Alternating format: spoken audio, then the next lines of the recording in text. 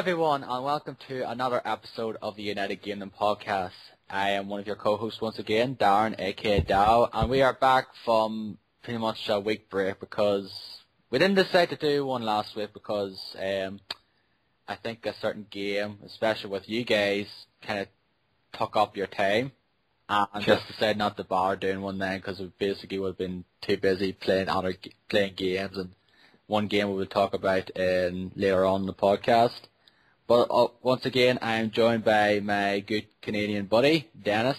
D-Boy, how are you doing this weekend, Dennis? Turret deployed. I'm doing pretty good. How are you guys? I'm doing fine. Nice to be off again on the Saturday night. And were you all right last week? Were you all right? You didn't suffer from withdrawal symptoms now for not doing the podcast? Not really. We felt weird not doing the podcast last week, but we filled our time with something else, I guess. Yeah. During that time, which we'll talk about later on. Pornography. We filled it with porn, yeah. Yeah, amongst other things, yes. Yeah. And of course we're with Minnesota Miracle Man, Derek, Gigastorm Z. How you doing, Derek? Pretty good. Just waiting to hurry up and record this so we can get back to a certain something. Yeah. Try to make this short, but then again, whenever I say that's pretty much the curse. That never happens. Yeah. This will be another 2.5 hour podcast. But hey, we're not the 3-hour club just yet, like all the time now, like certain other podcasts. Rob Rascals, that 8-4 play one, it's on Giant Bomb. I think they go from 3 hours, mainly Giant Bomb actually, most cases now go through over 3 hours, so we're not just there just yet.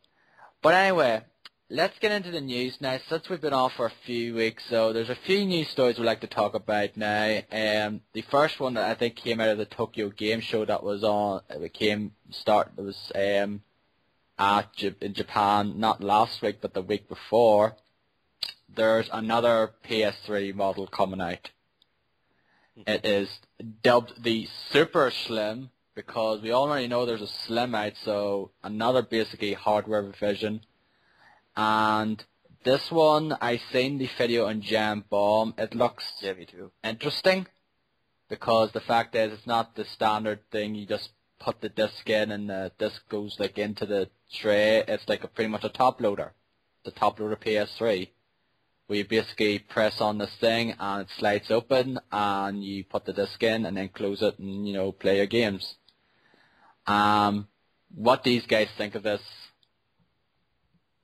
Well, the top loading thing wouldn't work for me because the way my setup is, my PS3 is on, I guess I'd have to move my PS3 up a shelf because there's like shelves where I put my stuff. My Xbox is on top and my PS3 is on the bottom, and where my PS3 is, I have absolutely no space to top load whatsoever, so I'd have to move stuff. That's not a big problem, but I watched the video and it looks cheap as hell. I don't know, but like the top thing, like Ryan Davis was saying, looks fucking cheap. Yeah, like that's pretty much sort of the reason why they to reduce the hardware, the manufacturing costs. So even though I think it's like around the same, I think there's a 250 gigabyte model and there's a 500 gigabyte model. And I know the one in Giant Bomb, they got the 250 one that came with Uncharted 3 Game of the Year edition, I believe. Yeah. But I'd probably go buy one because I have a 40 gigabyte one. And although I don't play a whole lot on PS3, there are a couple of games that come out. I guess there's The Last of Us that's coming out. That'll be a PS3 exclusive. I always play MLB The Show, so that's another thing. So maybe it's time I switched up, and it's getting a little slow also. So I have one of the first models that somebody sold me. So I have I got mine when Metal Gear Solid 4 came out. That's pretty much the game I got for, and it was the 40 gigabyte one as well, pretty much. But I switched it with the 60 gigabyte model that my brother had, But even then, I have to get a new hard drive and sort of switch it though, because I'm running out of space in that thing. Because you think, oh great, 60 gigabyte, 40 gigabyte, like that's great. But if you download a lot of games and things like that, you're going to get nothing. Yeah, you play way more on your PS3 than me and probably Derek do. Well, like, I don't really play a whole ton now, but the fact that the main problem I have as well is, like, certain games you have to mandatory install, and they take up, you know, a couple of gigabytes easily. Like, there's certain games that take, like, 4 gigabytes. Yep. It's, like, ridiculous. And, like, that's one of the main reasons why I pretty much get most games on the 360. Because of the fact is, you have to mandatory install games on it. What do you think of this deck? What do you have a PS3? Yeah, I have a PS3. I have the what was it? It was the Metal Gear Solid 4 bundle. I can't remember if it's a 60 gig or if it's like 80 gigs. I don't know. But I don't play a whole lot on there. I think there's only 3 games I've really played on there. Uncharted 2, Infamous 1, and Resistance 1, I think, are the only 3 that I've completed. I do have a few games. Like I have the No More Heroes port that was released. Yeah, Desperate Struggle. No, I have I forget what it's called. Sorry. I have the Ico and the Shadow of Colossus HD collection on there.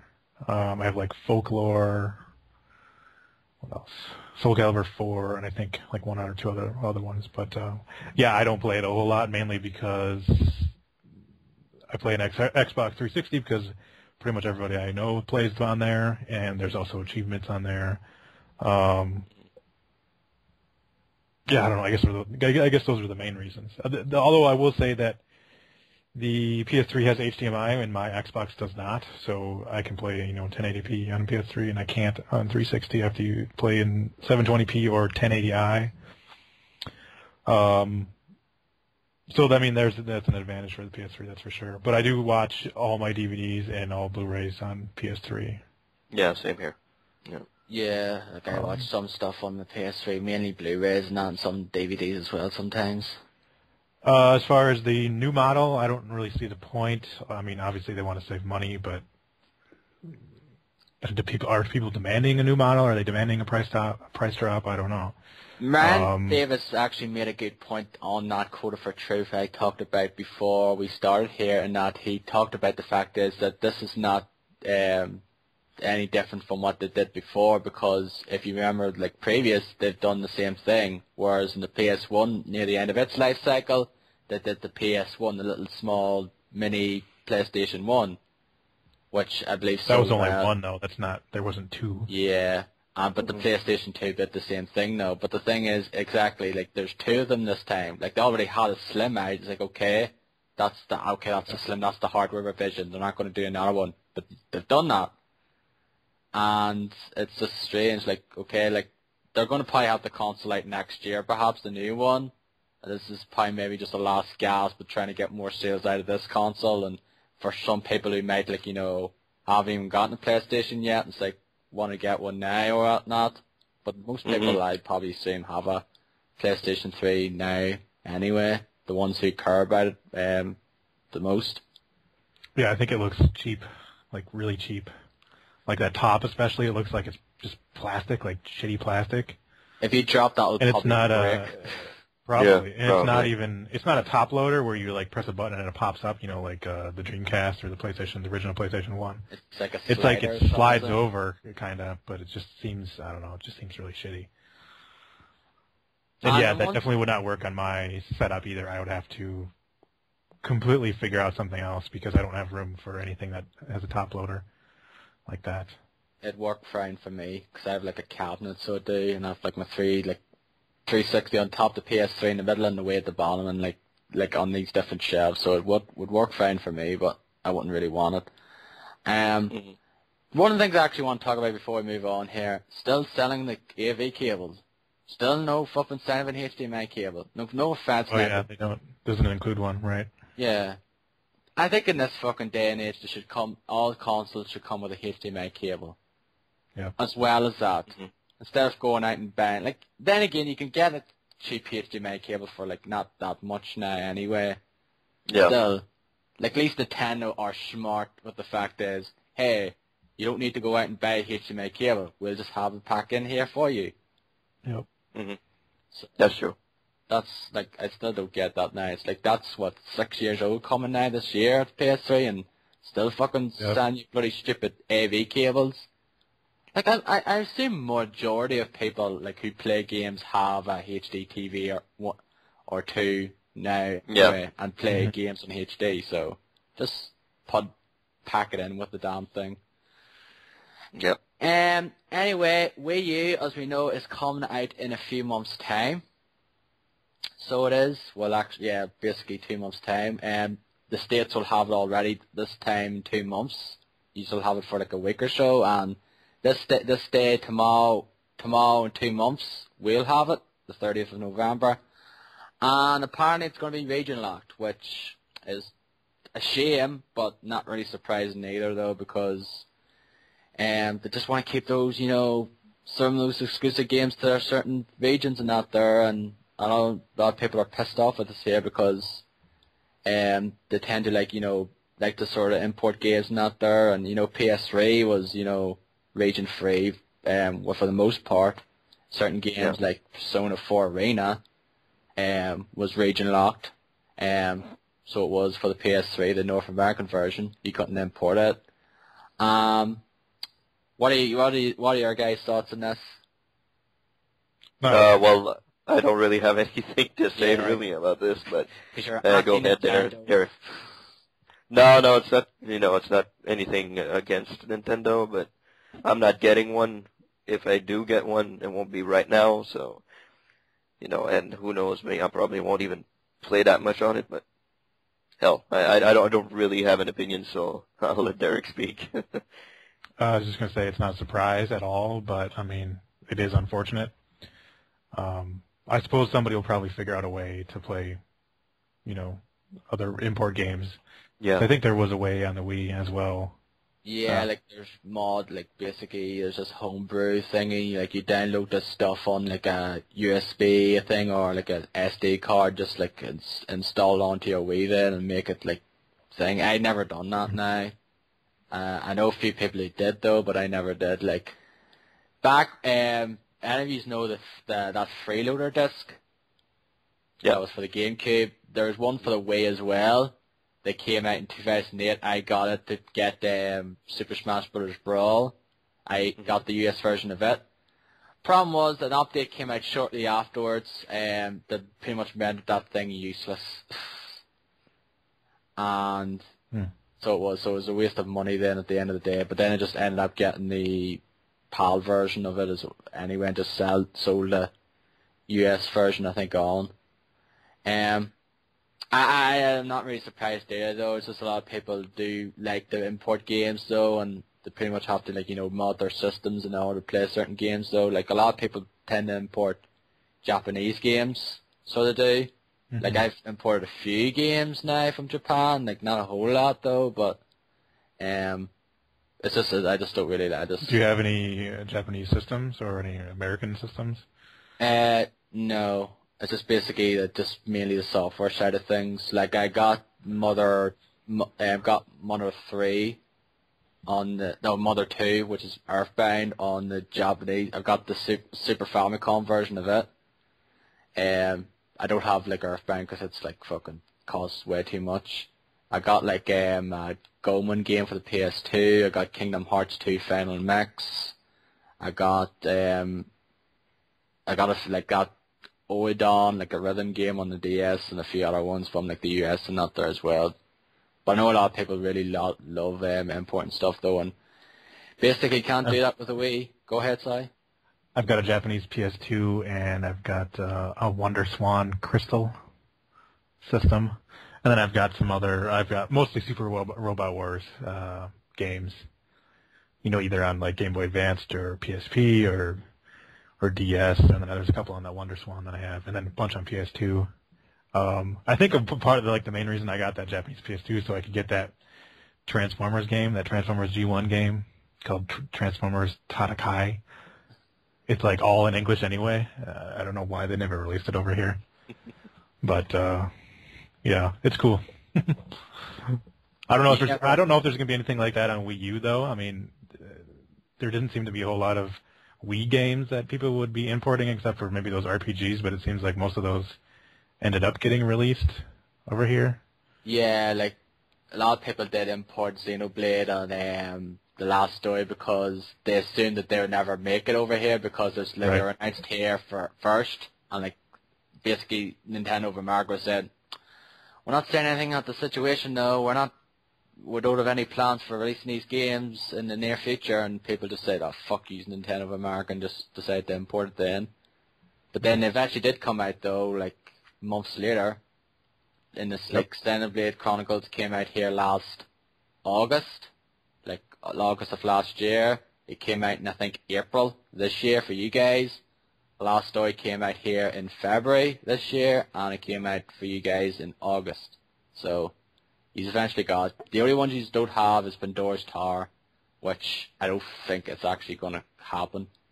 So some people might still get it. Have you ever imported any games, Dennis? Nope. I've never imported any games. I've imported music, but not games. Okay. Never imported games. Right. Any movies or anything like that as well? Did you import any movies, TV series or anything like that now? No, music, I did import one album in particular. I don't know if you guys remember the band Body Count. No. Maybe. Ice-T was the singer. It was a heavy metal hard rock band. Ice-T sang in the band. It's like all black guys. They did There Goes the Neighborhood, and they didn't sell it here in Canada for, oh my God, it's too, they had the song Cop Killer, so. Explicit and racy and all that shit. Yeah, very, very explicit. They didn't sell it here. I went to HMV and imported the album, and with from the United States and with all the taxes and all that, it came up to $175. Jesus Christ! Holy shit! To import the album. That's nuts. Yeah. Well, that back then was maybe $30 for a CD, because that's the time when there wasn't any MP3s or what have you not. So I imported that album, and it cost me a pretty penny. And I still have that album, that CD somewhere, and I put it in the bulletproof case so nobody, because it really costs a whole lot. I think that's the most that I've paid for. I imported a ton of, CDs like Guns N' Roses. I used to be a huge fan of Guns N' Roses. Imported some live shows that they did that were on CD and all that stuff. Some bootleg stuff, yeah. Yeah, bootleg stuff and all that. But no, not any movies or games that I imported. I have some imported Japanese movies, a few. I've imported a few soundtracks as well, even though a few of them were bootleg, but I did import them. Some of them were actually genuine. Like, some of the ones I do have are proper genuine ones, but most of them are, unfortunately, bootlegs. I have the Final Fantasy VII soundtrack. I don't know if it's bootleg or not. I paid like $40 for it, I think. Does it have a KO trading limited thing on it? If it is, that's a bootleg. I don't know. I can go look, but I have to get... If you want me to go look, I can go check right now. Yeah, go check if it has a KO, like, label trade limited, and it has, I know, because that's the one I have. But if it has, say, Square Enix or something, if it has, a label, thing number, SQE or something, that's a proper one, which I'm pissed off. Okay, hang on, I'll go check. We'll be right back. We'll be right back. Yeah, but that's anyway, the Wii U regional octas sucks though. Is the next generation's of systems going to, I assume that the next Xbox one will probably be the same. I fucking hope not, because we won't be able to play together. It's not region locked in terms of actual, online. It's in terms of games. Even though there are certain EA games Army of Two and Mercenaries couldn't fucking play anyone outside your region. What the fuck idea was that? Army of Two especially. Yeah. I got that game especially to play with you, and it's oh, nope, you can't play it. You're outside the region. Too bad. Yeah. Okay, it says Ever Anime Okay. 1999 Ever Anime International Record Company Limited. Yeah, it's probably has a bootleg. Uh-oh. So you got Jet It's got it's got like a little booklet. Yeah, mine has a booklet as well. It looks good though. Some of the bootlegs do look good. Oh, like they're not like really fucking shitty looking now. Like some of them aren't good, but they are bootleg. They're like good fake bootleg. They're good deceiving bootleg. So Yeah. at the end of the day, It's like no brand products. Yeah. No brand. They're better. like the Final Fantasy VIII one I got, which is a reissue one, it's Square Enix on. I only paid £5 for it, which I'm very happy with. Like that's the cheapest one I paid for the soundtrack. It's like, glad it was only £5. But most of the other ones, It plays fine, so that's all that matters to me. Yeah. yeah, Yeah. There you go. like the tail, yeah, some of them like the arch, like I paid like maybe about, I think £10 or so for something. Majority of them though, like I paid £30 for the Final Fantasy 13 limited edition one, which was genuine because it was sealed. I should have kept it sealed though, but I'm not one of those fucking maniacs. Oh, I bought this game for £500. I'm going to keep it sealed. Do me a fucking favour. Why did you buy it then? But there is people out there that I know on YouTube that tend to be that way. They buy this game for like, $100. Why do you do that then? $100 or something and just keep it sealed. To If keep you its pay that value. much, it'll probably be worth more, later Yeah, on that's too. exactly, yeah. Like there's some people out there looking ahead like, oh, this is going to be worth something in, 10, 20 years time or so. And there's a lot of retro games that are worth a fucking bundle at the moment. Yeah. Go on eBay and you could see there's certain games, like if you want to look for a game, go on and they're selling it fucking for a couple of $100 easily. And basically it was also announced that the launch lineup is coming out. A launch lineup that shows that's actually what's coming out on the launch date. I don't look at the European one now. I assume it's probably mostly the same anyway, but I'm going to go through the games here that are coming out on the November 18th US launch date. Assassin's Creed 3, Batman Arkham City Armor Edition, Call of Duty Black Ops 2, Darksiders 2, Disney Epic Mickey 2 The Power of 2, ESPN Sports Connection, FIFA Soccer 13, Game Party Champions, Just Dance 4, New Super Mario Bros. U, Ninja Gaiden 3 Razor's Edge, Nintendo Land, Rabbids Land, Scribblenauts Unlimited, Sing Party, Skylanders Giants, Sonic and All-Stars Racing Transformed, Tekken Tag Tournament 2, Transformers Prime, Warriors OG3 Hyper, Wipeout 3, Year-Shape Fitness Evolved 2013, and Zombie U. So that is what you guys will be getting on November 18th. So That's a pretty big launch lineup. Well, a lot of games are already out or are going to be out. I mean, like Black Ops and all that. Assassin's Creed and all that stuff. yeah, now all of them will be out though. Like Darksiders 2 will be out already for months, and Mass Effect 3. FIFA. There's not like though FIFA will be out. It's already out. They came out there last week, and other games as well, like Ninja Gaiden 3, like the version of it on the PS3 and 360. It's been out since I think March. So, I'm surprised there's no Rayman. When I seen this, I was like, okay, you're not getting Rayman. And I think that is in their launch window. Yeah. So it is, like, here's ones that currently slated for November. Chasing Aurora, Cloudberry Kingdom. I have no idea what the fuck these games are. Little Inferno, Madden NFL 13, Mighty Switch Force HD, which is a HD version of a downloadable game, I believe, on the DS. Nano Assault Neo, Tank! Tuki Toy 2, and me and Dennis's favorite looking game, Train 2 Director's Cut. Yay.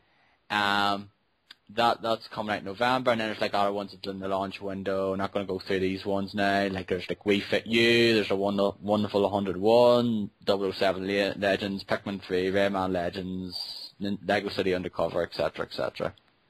So Did you see the box art just sideways here for 007 Legends? it looks god awful. Jesus Christ, that looks really, really horrible. It looks like someone did it in their room. And yeah, something did in I don't know, Photoshop or something. yeah, like sometimes you see those things on forums and that there, like some people just like this is the cover art I concocted. Yeah. It's one of those. It looks like what someone did, like one of those bad ones you say. Like, there's some ones you say like, man, that looks cool, and it's like way better than the actual cover art itself. Mm-hmm. And the other was like really shitty. That one does look shit though. Yeah, and that's the original one. That's not somebody knocked off. It's really fucking ugly. Really. Who passed that? Who fucking thought that was good? Yeah. It's like, Jesus. Okay. But yeah, the Wii U launch day, there's not a whole lot of Wii U kind of exclusive stuff, right? Not There's Mario. It's like Mario, Nintendo Land, and a few other things here, but mostly stuff that either A, are already out, or B, coming out, to be out by the time the Wii U comes out. Yeah. Like, personally though, like, I think it's an alright launch though, but the thing is though, some people think it's great, other people think it's like, it's not great, other ones think it's absolutely rubbish, but then again, some people thought the Vita launch lineup was like the best thing ever, which that couldn't be from the truth in my opinion. That's the reason why I don't have a Vita yet, because there's nothing out for it besides one game that I want to get. What do you think of the launch lineup, Derek? Is there anything here, like, besides Zombie U that tickled your fancy? Yeah. No, just Zombie U. I don't think it's that great. I mean, people are gonna be excited about what, like Mario and Zombie U maybe, and that's it. Yeah, what the fuck is Zelda? Pretty much out on other systems. Yeah. Yeah, like Rayman Legends is actually out here at launch. It's out here November 30th. I don't know when you guys are getting it. It says launch window. I assume you will probably get at the same time though. Yeah, yeah. So, but like that, I actually thought that would have been out at launch.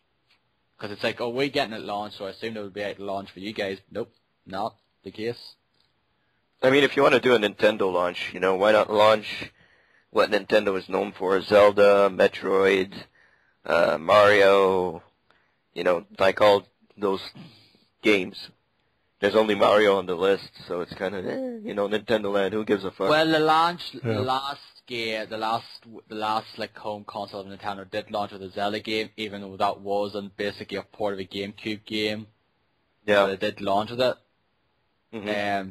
New Super Mario Bros. U is actually the first Super Mario game launched on a home console since the N64. Mm-hmm. Like the GameCube, Mario Sunshine didn't come out for it until, like a month later.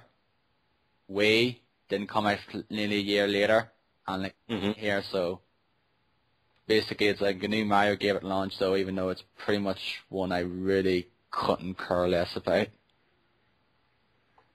I actually have a Wii U pre-ordered on Shop 2 though, but I might cancel it, I don't know. I might go ahead with it, I might not. No, you have it pre-ordered? Yeah, but I haven't paid for it or anything like that yet. Okay, so okay. Don't know when I'm going to... So you're thinking of canceling, okay. Yeah. Like, the thing is though, like, I want to get a Wii U though, because some of the games, like Bayonetta 2 is coming out for it. Like, that's no brainer. I'm definitely getting a Wii U though anyway because of that. And a few other games, like the Wonderful 101 and a few other ones, but that's really it. Not really, like, I don't think this launch is really that great. Like Zombie U, like Rayman Legends will be getting like them. Those are pretty much the only games that I'm kind of interested that's coming out around the launch time. Like the first weeks. Like in my case, I don't think it's worth getting a $350 console to play Zombie U and maybe Mario. Right. I don't think it's worth the price at all. So. For now, not. Maybe games are going to come out that somewhere down the line you're going to say, hey, I need a Wii U because I want this game so bad. But no, not right now. But like the stuff that's coming out in the launch window, there's a few games though anyway. Like Lego City Undercover looks cool, 101, like Pikmin 3, a lot of people are looking forward to it. That Monster Hunter game as well. Like there's a few games, so it's not like the fucking Wii where it's pretty much was like a barren wasteland. Yeah, at least a while after it came out. Yeah. We'll have to wait and see. I think it's, It's still going to sell. No, Yeah, of course. because a lot of people just want a brand new thing, just want to get it for Christmas. A lot of people will be getting it for Christmas, no doubt about it. Mm-hmm. So anyway, that's the launch lineup. Bit of a sort of probably something that came out a bit of a left field here. As I think it wasn't last week, it was maybe the week before now. Actually September 18th, so that was the week before. 2 weeks ago. That was announced that the co-founders of Bioware, Ray Zika. yeah, you can basically, because they're Canadian guys, you know how to pronounce it. I basically butcher the fucking line. Yeah, it's Gary Zeschuk and Ray Muzika are leaving Bioware. Yep. So they are. They're retiring. They're quote unquote retiring. They're retiring, so they are. Basically, one of the guys is doing some like beer thing. He's like making his own beer or something.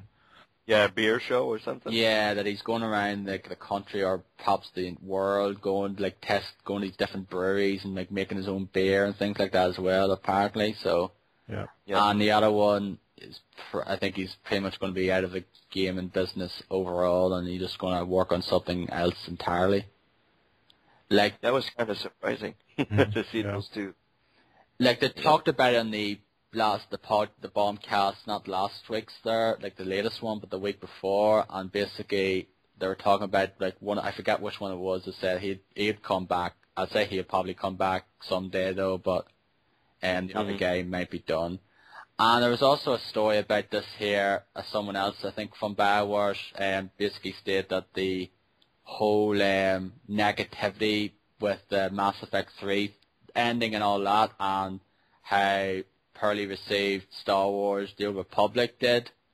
That's the first thing I thought about. Kind of pushed them into, kind of, got them down and sort of forced them to retire. And it's like, this didn't really help matters.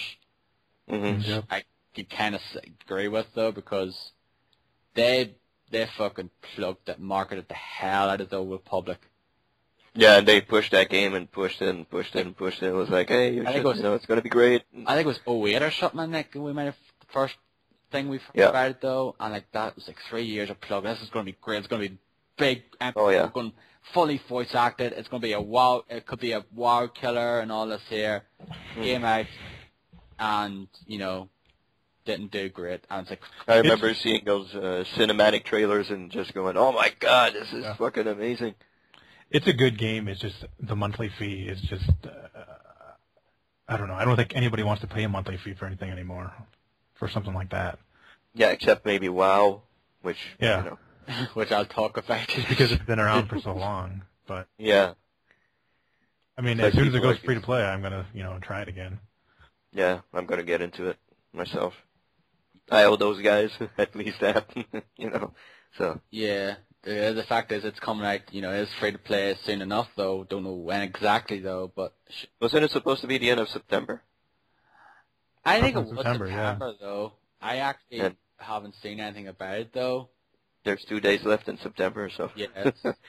So, but then again, most stuff in games nowadays, some certain things in that they make their date, so... I'm a little busy with some other stuff anyway, so. Yeah, we're busy doing something else right now, so. Yeah, too busy, like, I've been playing a few games, though, and, like, I probably won't be till, like, next year, perhaps, before I go back to it, perhaps. Yeah, maybe in Christmas time or something, when there's nothing out and nothing happening, so. Yeah. I'd probably jump into it that time. Yeah. 1 year later. Yeah. And like I said, that whole Mass Effect 3 debacle, like that was just like, that was way, like, to me in a certain way, I was blown way out of proportion. That was way overblown, yeah. People just fucking lost their minds. Yeah. Like they should have just made a better game. That's what they should have done. Yeah, well, not every game. I mean, when they focus test things these days, I mean, can people not see how, like, poor that end part of that game is? I'm not sure they showed. They might have showed the ending though. Well, they should have. They should have. But like some people, I can see your opinions. Like, oh yeah, this game, I really enjoyed there's certain people that, oh, I love this game, but then I saw the ending, and then basically they forgot 20, 30 hours to play it. But then this game sucks. I hate that. Yeah, I hate that. I did enjoy the game. I mean, the entire game up until the end, I really liked it. And the ending just, boom, everything just, I didn't go and say, oh, fuck this game, it's a horrible game, fuck it, It's a good game. It's just the ending is, bad. So. I think the story overall in that game was pretty bad. Really? You thought it was pretty bad? Yeah, I didn't like the Mass Effect 3 story that much. I mean, there were some good parts in it, but when you're comparing it to Mass Effect 2, in Mass Effect 2, you're recruiting a crew to go to a suicide mission to, stop the collectors. Mass Effect 3, you're recruiting an entire alien races and species to fight the Reapers. It's almost the same. And a lot of it is really convenient, like how they close everything in the storyline, like the whole thing with the Genophage, the whole stuff with the Quarians and the Geth, like that all comes to an end pretty conveniently, although, I mean, it's done well. But the worst part, obviously, is the ending is just, I thought it was just very, very bad. You get to the very end, and then you introduce a whole new character at the very last second that's like basically like a god character. And you have three choices, like you go left, right, or in the middle, and then that's your ending. I thought it was very poor. And, I mean, I can see why people would be upset, but I mean, I think maybe some people took it a little too far with like death threats or whatever the hell they were doing. But petitions, fucking suing them, and there's like one. I think there was one story that the fact is that they filed a complaint or something against the FCC or something like that, whatever the heck it's called about it. Well, yeah, that's really overboard. But I mean, I think I agree with a lot of their points on how it's a very bad ending. And like how they were saying all along, all your choices are going to matter, but in the end, they really didn't. I mean, no. Like, okay, so like in the first game, we have to save the Rachni Queen, or not. And then at the end, if you encounter in Mass Effect 3, okay, spoilers. I guess I shouldn't even bother because we've already talked about it enough. But it's 6 months after it's been out. Yeah, I think a lot of people have been playing it now, so spoiler windows out the window. If you do save the Rachni Queen, you encounter the Queen again, who ends up being controlled by the Reapers, and you have to save it. Or I think you could probably even kill it again there if you wanted to, if I remember. Yeah. And then you can get it. She's part of your little crew to go fight the Reapers. But all it really matters is it's this little stats. It's some numbers. Yeah. That's really all that stuff amounts to is just some numbers that add up to your whole meter that you want to get it above a certain meter. There's no like real story implication for that, I don't think. You see, I agree about that point. Like, I would have liked to see our online guy, the online character we were playing. Like, when you can promote him and he goes into the single-player campaign and he helps you out in the single-player campaign. For the stats, of course. I would have liked to, in the game encounter your character. The guy that you promoted. Like, it would have been fun if you could encounter him on the battlefield or something. That would have been cool. That would have been a really nice touch, but they didn't bother doing that. It's like, oh, it's just a statistic, so, they're joining your army, so, okay, doesn't really matter. I still haven't watched the new ending, so I don't know how those are. I haven't either. I really don't want to, just because I was so disappointed with. Yeah. They don't really. I've seen them all. Like, they don't really add that much. There might been a few little things though, but like, there's basically like a bunch of screenshots with a narration or something over, and that's pretty much all you're getting. I think there's a little thing as well before. There's a little scene as well during the final part, the assault on Earth now. That part as well. I think there might be a new cutscene or two in there, but like in terms of the actual end, like after the decision you make, it's pretty much get the narration, bunch of screenshots, and depending on what the narration, whatever the narration is, depending on what choice you made. But still, people said it's not that great anyway. The revised ending stuff. I think I had more fun with the multiplayer than the single player, which is surprising because I wasn't expecting much from the multiplayer at all. I mean, obviously it gets repetitive after a while, but It's pretty fun. And then like the DLC, they have this Leviathan DLC coming out, and then there's some other one coming out in the single player. It's like I don't really care anymore because the story's over. I mean, I don't want to. There's nothing. There's no reason for me to go back and play like old stories of Commander Shepard anymore. Yes, the 1000 one is out.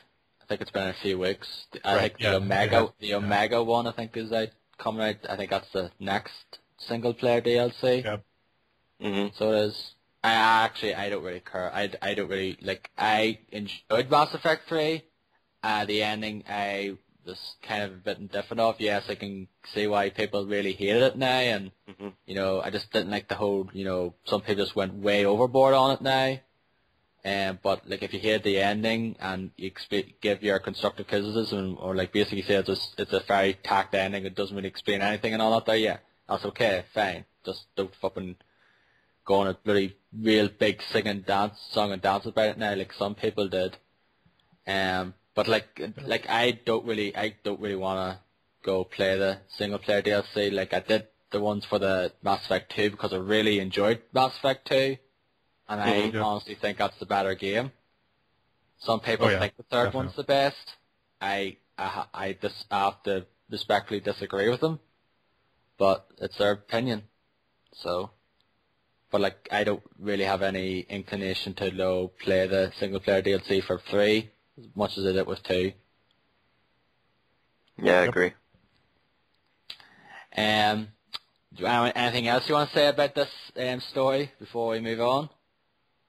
No, I don't think it's. I mean, it's too bad, but things happen, I guess, for a reason. Oh yeah, speaking of Bioware, like that Dragon Age 3 Inquisition was announced as well during the weeks we're off, and it's supposed to be out late 2013, but people probably said, yep, that's going to be, what's it going to be like now, because Dragon Age 2 wasn't very well received. A lot of people hated that game. Yeah, it was very disappointing compared to the first game. Yeah, because the fact is, like, the first game is, like, you basically go through all these different areas and, like, these different things, and, like, the second one's pretty much, like, you're basically in this big, like, city or whatever, and it's basically this main hub area, and that's pretty much, you just go through it in a few other areas, like, 2 different years, isn't it? Yeah, they jump around so much in that story, it's just, I don't know. Yeah, I didn't. Like it started really good. It started good, and then all of a sudden you jump like several years. It's like what? I want to play the journey to this city. I don't want to just all of a sudden arrive there and then I'll start the game. Like you're escaping the whatever that town is that's getting attacked by the what the hell are those things called? I can't even remember. Yeah. Yeah, I know what you're talking about, like the enemies in the game, just I forget what they're called. Though.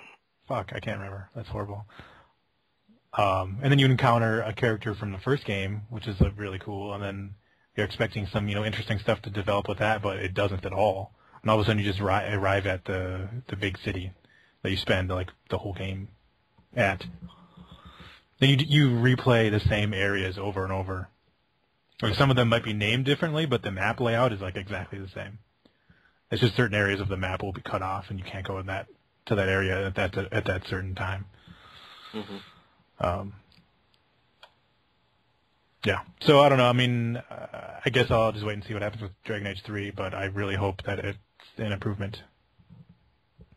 Yeah, a lot of people don't really think too much of Bioware nowadays anyway, because back then, 5-10 years ago, they were like really big, quite popular though. Like they had the Baldur's Gate series, and like Star Wars: Knights of the Republic, and some of those games. But nowadays, some people consider them a joke. Ever since they got bought by EA, pretty much in 2007, pretty much some people consider that to be like the beginning of the end for them. Yeah. But like Mass Effect 3, like I think the Mass Effect trilogy is great overall now. Like I enjoyed 1, I loved 2, and enjoyed 3. But like most of the like Dragon Age Origins, I played a chunk of and thought it was good. Dragon Age 2, I played a bit of, not too much to really garner opinion of now. But we'll just have to wait and see now what's lies in store for Bioware after this sort of news story. We're going to have to wait and see what happens. And basically it's a little joke story here we're going to talk about now. Boobs! Yes. Boobs. Yeah. Dead or Alive 5 came out this week, didn't it? Yeah. Like there on Tuesday now. And there was a news story, I forget where it was. It basically gets out the fact is it's one of the developers said the fans wanted bigger boobs. Yeah. Yeah, the fans wanted bigger boobs, so we put in bigger boobs. Yeah. Because we all know Dead or Alive 5 is a fighting game series done by, Tecmo, like Team Ninja Tecmo, and it's considered, some people like it though, but it's kind of renowned for having women with big knockers. Jiggle. The jiggles, breasts, bazookas, the rock, so many flipping, names for them, whatever you want to call them now. And of course they had 2 spin-off games, or 3 actually, the DOA Extreme Volleyball games. Oh yeah. So basically, voyeur for pervs and voyeurs who want to, look at characters in bikinis, and some of them probably. I wouldn't be surprised if there's a few people out there who, jerked off to them as well. No, probably. It'd be like the whole Clopper story. Well, at least they're not, Of course. that weird. Yeah. Yeah. But yeah, it's kind of weird. I don't know if you guys watched the quick look of DOA 5. Yeah, I did. DOA 5. It's like, Jesus Christ. Yeah, when you win a fight, you can move the camera wherever you want and zoom in on body parts or whatever. That's funny. And Jeff just zooms in and goes, woo! Yeah. It's so ridiculous. I mean, jeez. Well, I guess people, if people ask for it, give on to the people what the people ask. Yeah. It's perverts that basically ask that. I want to see bigger boobs so I could jerk off to them. Oh, yeah. Yeah, how do you jerk off while you're playing, though? I don't know. Isn't there a one-handed mode in Bayonetta? That's how you do it.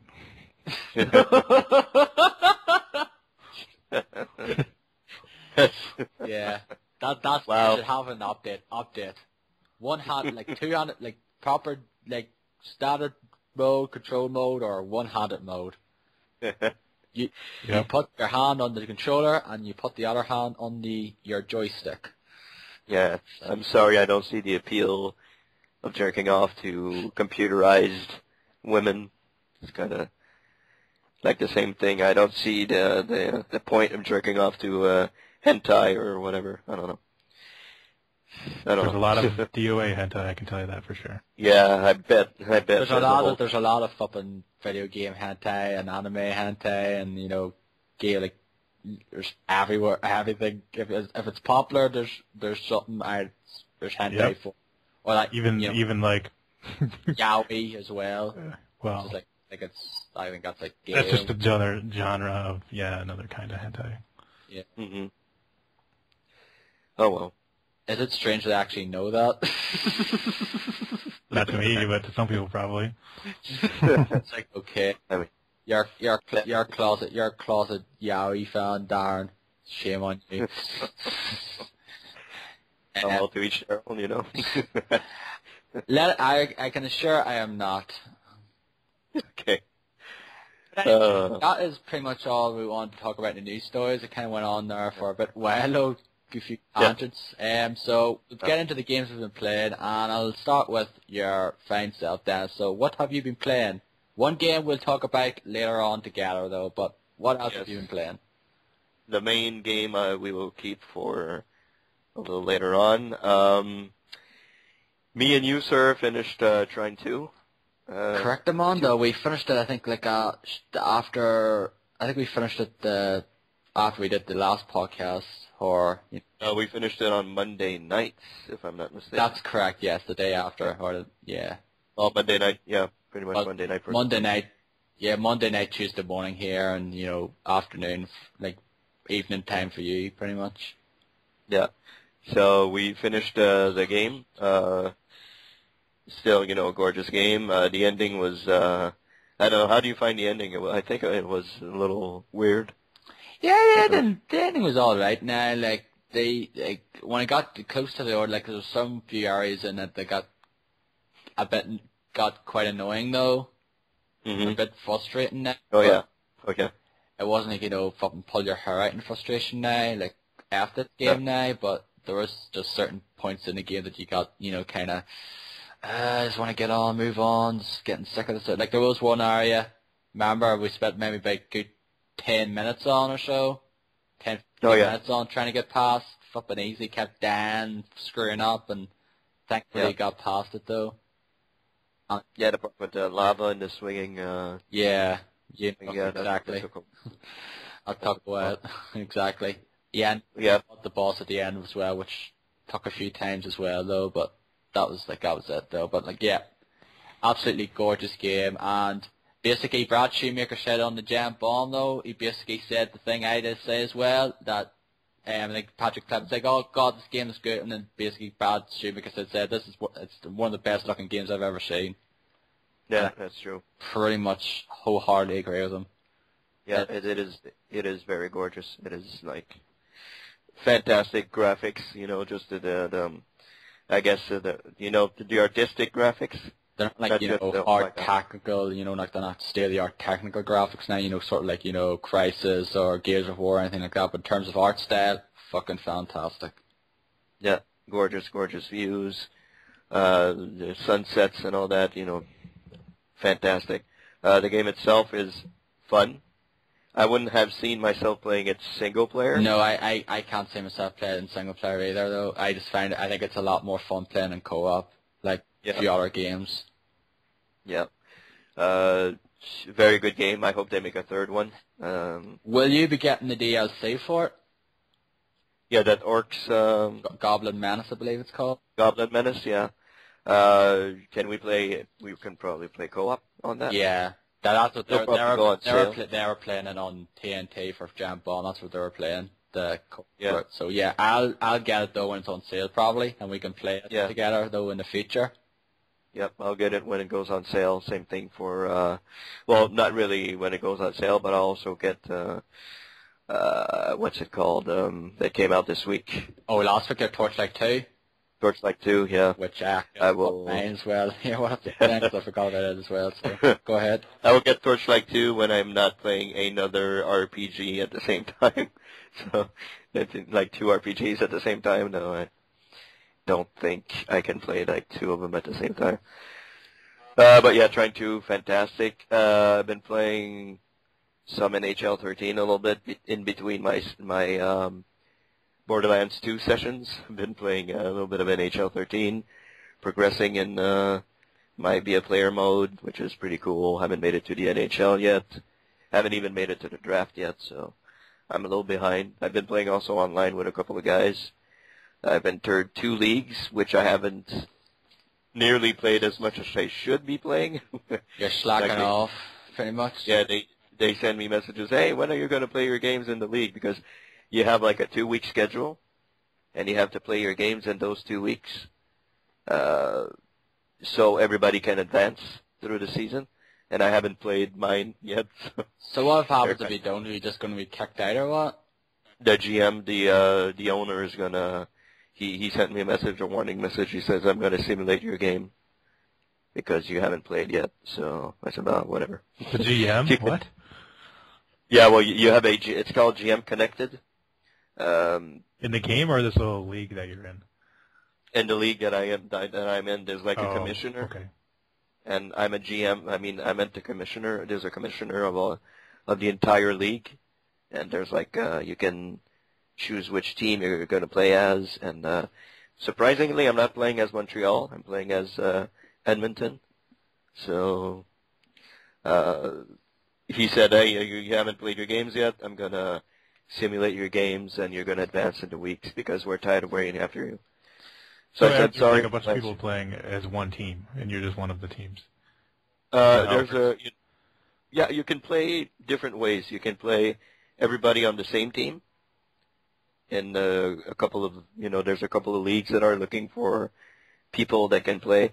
According to what I've read, you can play in a league could have over 350 people playing at the same time.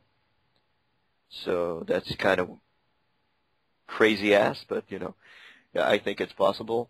You can have like one team, you can have 6 people playing on the team, like everybody plays a position, and I've seen a couple of teams like that. Or you can have what we have, every person has a team, and that you play as everybody on the team. So That's cool. it's pretty cool. It's cool. It's fun. It's great. But getting into GM Connected takes forever, and I am not kidding you. When I load up GM Connected, I have time to go upstairs, go to the bathroom, make myself a coffee, come back downstairs, and still wait maybe a minute or so. It's always like about 5-10 minutes before you have to wait. Yeah, the connection is really that bad. When you go into it, because it loads everything, like every statistic each time you load up the GM Connected. So it has to load up every player, every goal, every assist, so it takes like very, very long before it loads. They haven't fixed that yet, which is ridiculous, but maybe somewhere down the line they will. I've also been playing. I've got into the early access for FIFA 13, which came out last week, which is a very popular game in Europe.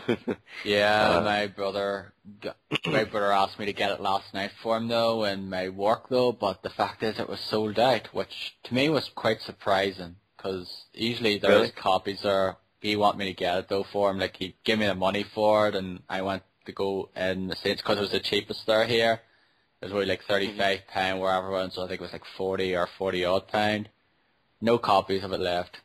It's like okay. Yeah, well, apparently it's the it's the best-selling FIFA game. Like first week sales, it's the best-selling FIFA game of all time.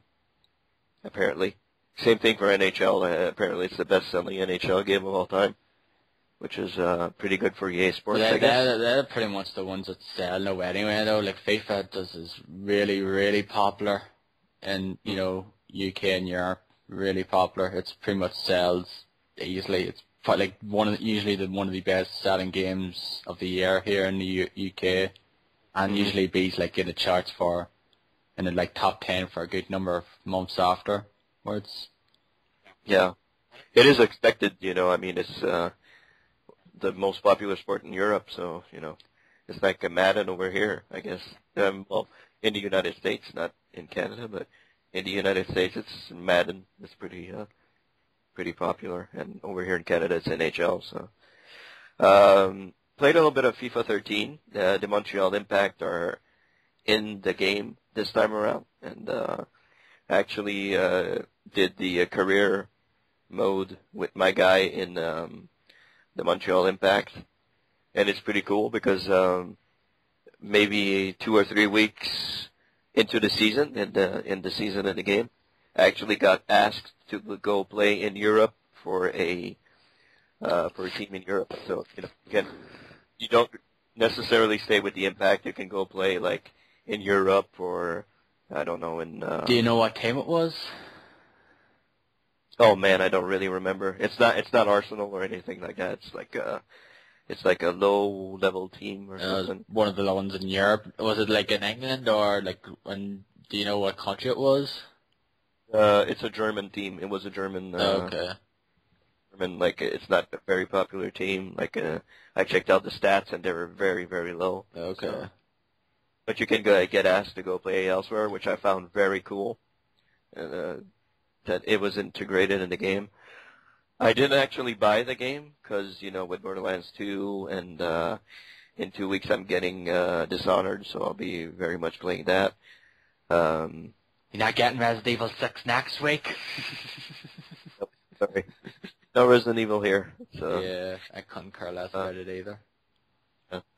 But, yeah, I'm going to wait a little while for FIFA. Going to get it somewhere down the line. But it's a very good game. I very much enjoy playing FIFA. So I'll probably get it when you get it, probably, and we can play online together then. Yeah, get our accounts hacked and all that. That would be great. Hopefully that situation's long gone now.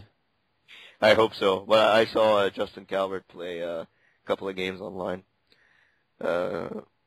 but I think it's resolved. I haven't heard anything bad about it so far, so that's good. And last, well, pretty much last in my games played, we'll talk about Borderlands 2 a little later on. I played Rock Band Blitz. I would say pretty much maybe 5 or 6 hours of Rock Band Blitz this week. I'm still very much enjoying that game. I know a lot of people just stopped playing it, like Stephanie stopped playing it, so I can catch up to her now. So that's pretty cool. I think what she's playing, which last time I think she was playing Darksiders 2 and Borderlands 2, I think she was playing. Yeah. So I played every single song in my library. So that's 260-something songs that I have in my library. So I played every song that I have. Downloaded a couple of new ones, imported the Lego Rock Band into the game and played those songs. I'm still very much enjoying it. I'm trying to 5-star every song now. So, a lot of work ahead of me, but, I very much enjoy the game. I never thought I would be playing it still. I never thought I would enjoy it as much as I do right now, that I do, but it's a very good game. I very much enjoy it. And one of my favorites this year so far, for sure. I know you guys weren't very much hooked on it, but yeah, it's a good game though, but it's something I just can't really see myself playing a whole lot. I just rather just play normal Rock Band from time to time, like singing rather than play something like that. Mhm. But I don't know. I never thought I would get hooked on it because it's not the same as Rock Band is, but it's pretty cool. They're still releasing music for Rock Band, which is really freaking crazy when you think about it. 5 years it's coming up this year. Since it was, well, 5 years for you guys. We didn't get it like the following May, I think it was. But 5 years ago that Rock Band 3 came out? Rock Band, the actual Rock Band series came out 5 years ago. The original Rock Band came out like 5 years. 5 years in November, yeah. And they're still pouring out DLC. Yeah. And that's amazing. I mean, that's really awesome. From the guys at Harmonix. And it's still pretty good songs. I mean, sometimes you'll get songs that you're like, what the fuck? Yeah, there's some duff wicks though, like there's just some ones like, yeah, you might have heard of the band, but just never heard of the song though, it's just like, couldn't really care less. And like there's certain times like songs come out that, from bands like, why this song? Could you not pick something that's more like exactly. One of their more popular songs, rather like, more obscure tracks now, like which is the case for some of the bands in DLC and like the main game as well. Yeah, I saw like Smash Mouth and Offspring came out. They had DLC for those two bands like 2 weeks ago, and it was like songs like "Why Can't We Be Friends" by Smash Mouth. I was like, what? That song's fucking horrible. Why is that on? It's like, I don't know. Smash Mouth has a whole lot of songs that are much better than that, but What does that go like now? I don't even know that one. I think the only one I know is Rockstar, All Star, look how old this. And Walking in the Sun. Like that's the only two songs I know of theirs. There's also All Stars, Walking on the Sun. I'll look that up later, see if I recognize that other one you're talking about. Yeah, there's a couple of others that are pretty good. Offspring has a shitload of songs that are awesome, but they released a song from their new album, which is absolutely horrible. But whatever. And that's pretty much it. That's what I've been playing this week. We're going to talk about Borderlands later, but that's pretty much it. So who do you want to go? Who do you want to go next? I think I'll go next. So well, because it's usually me last or me first or whatever. So I'll go second. I'll be the piggy in the middle this time. Yeah, I've played a shitload of games in the last 2 weeks as usual now. I'll talk about all of them here. Rayman Jungle Run is an iPad game, and it is an iOS game if you want to basically be specific. I don't know if it's on Android either now, but this game is great. It's just one of those simple, charming games to play on the iPad, my iPad.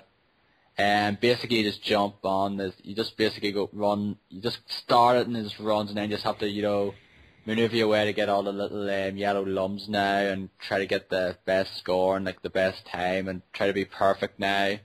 And then like the last level of each of this world you go, like the sections is like this level you just basically, you don't collect any lumps though, you just try to maneuver past like these obstacles and try to get to the end of the course now. Very enjoyable indeed.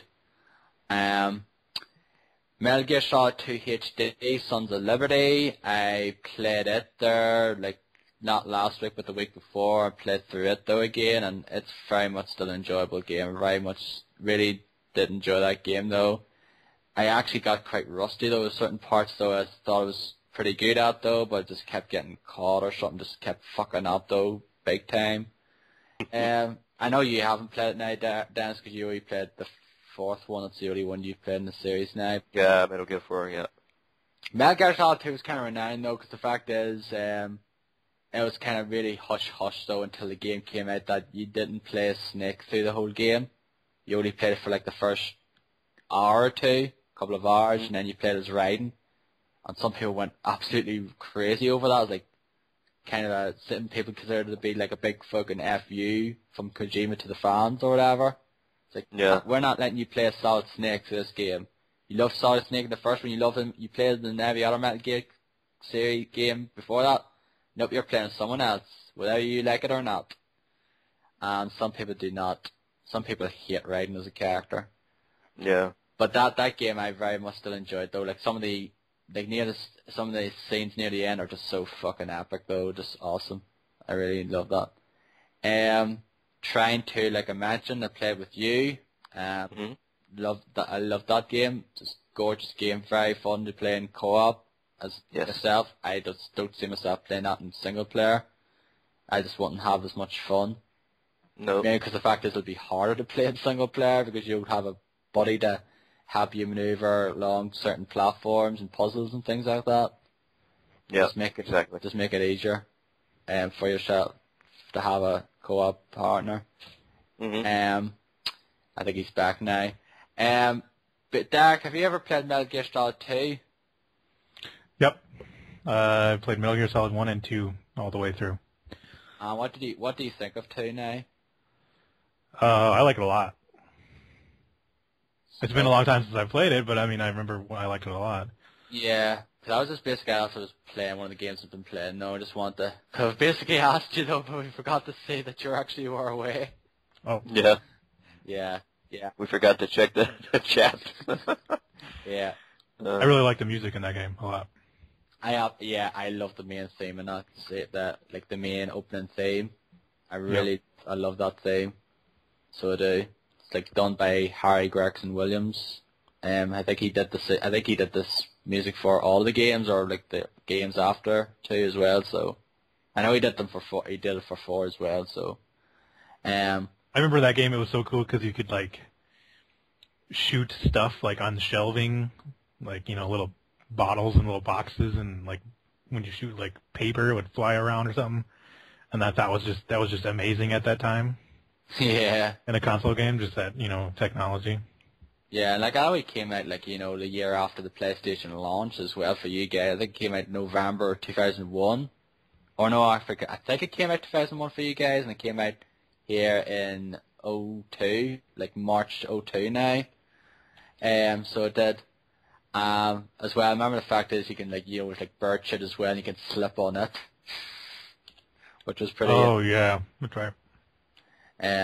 But yeah, I really enjoy that game. I'm going to try and play the third one sometime soon because a lot of people consider that to be the best one in the series. I started it, and I got to there's this guy that uses bees as a weapon. I think I beat him, and then I stopped playing, and I don't know. I haven't gone back to it. I have the what is it, like Resurgence or something? Subsistence. Something like that. One of those, like the redone version where you have like the better camera or something. Yeah, I have that one. Yeah, Metal Gear Solid 2 was Substance, Metal Gear Solid 3 was Subsistence, which had that, and it had the it had the existence disc, which was basically a 3-hour like version of the game, basically with the cutscenes and codec. I think a few codecs and the gameplay edited to make it look like a actual like sort of like you're watching a film. I've never played through the game, but I actually watched it before Metal Gear Solid 4 came out. Oh, okay. So kind of knew what happened there. But yeah, great game. I want to play through 3 though, because a lot of people love it. But 4 is still my favorite. Loved it. Dark Souls I played for maybe about 5-10 minutes of, and still got my ass whooped by the 4 Kings and New Game Plus. So that's all I'm going to say there. Hawks. Tom Clancy's Hawks. Hawks.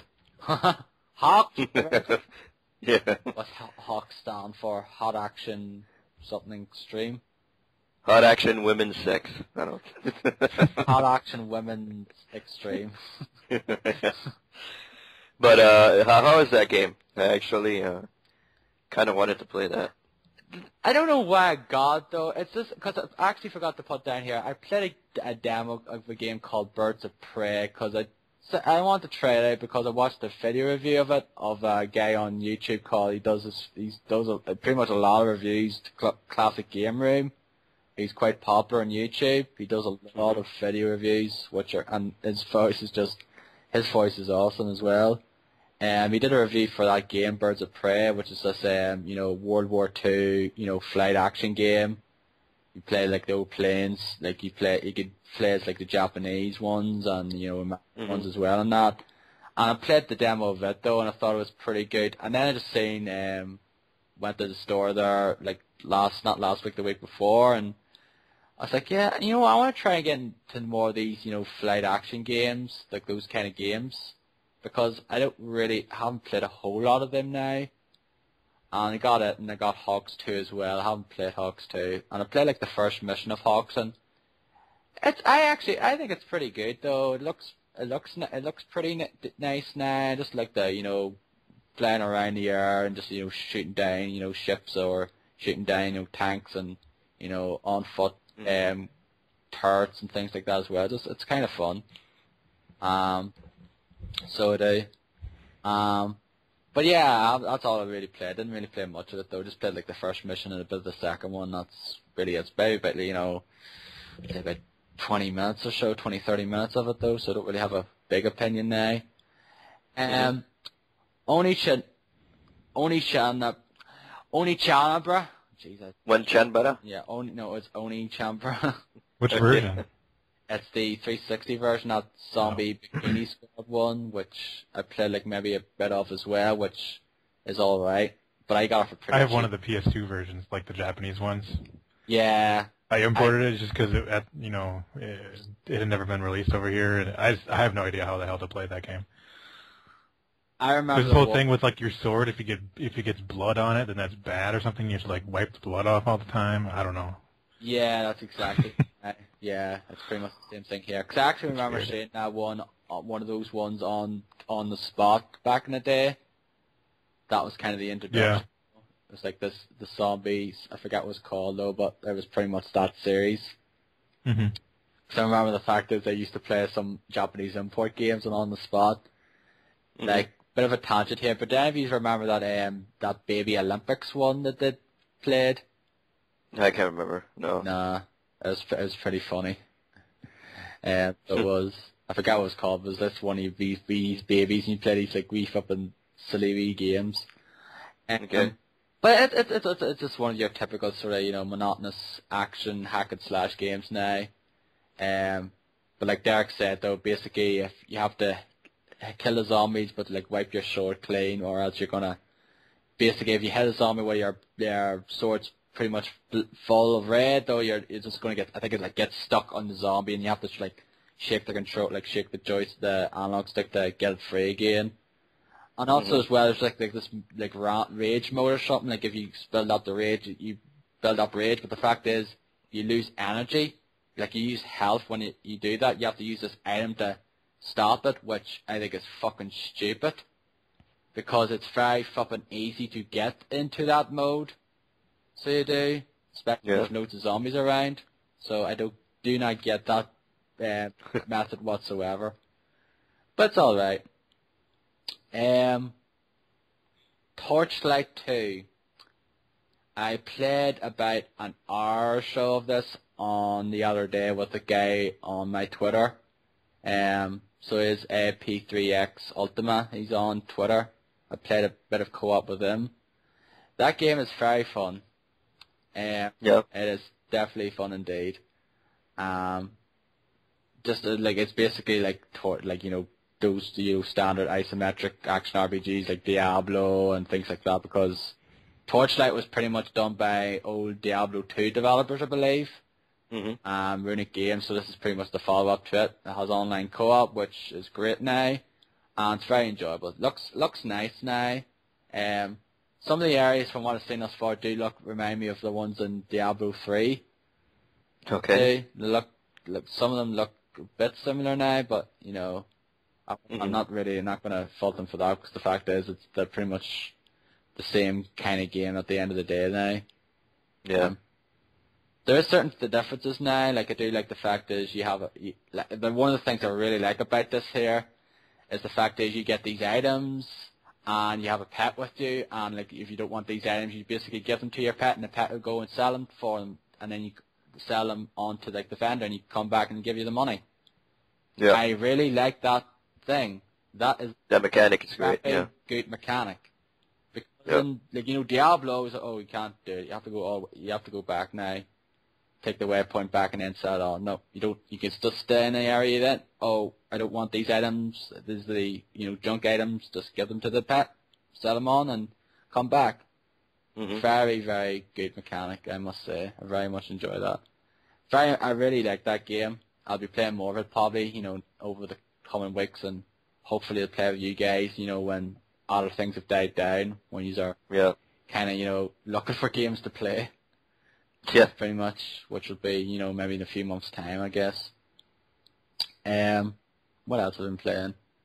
I got Max Payne 3, which I know you weren't really entirely fussed on, Dennis, were you?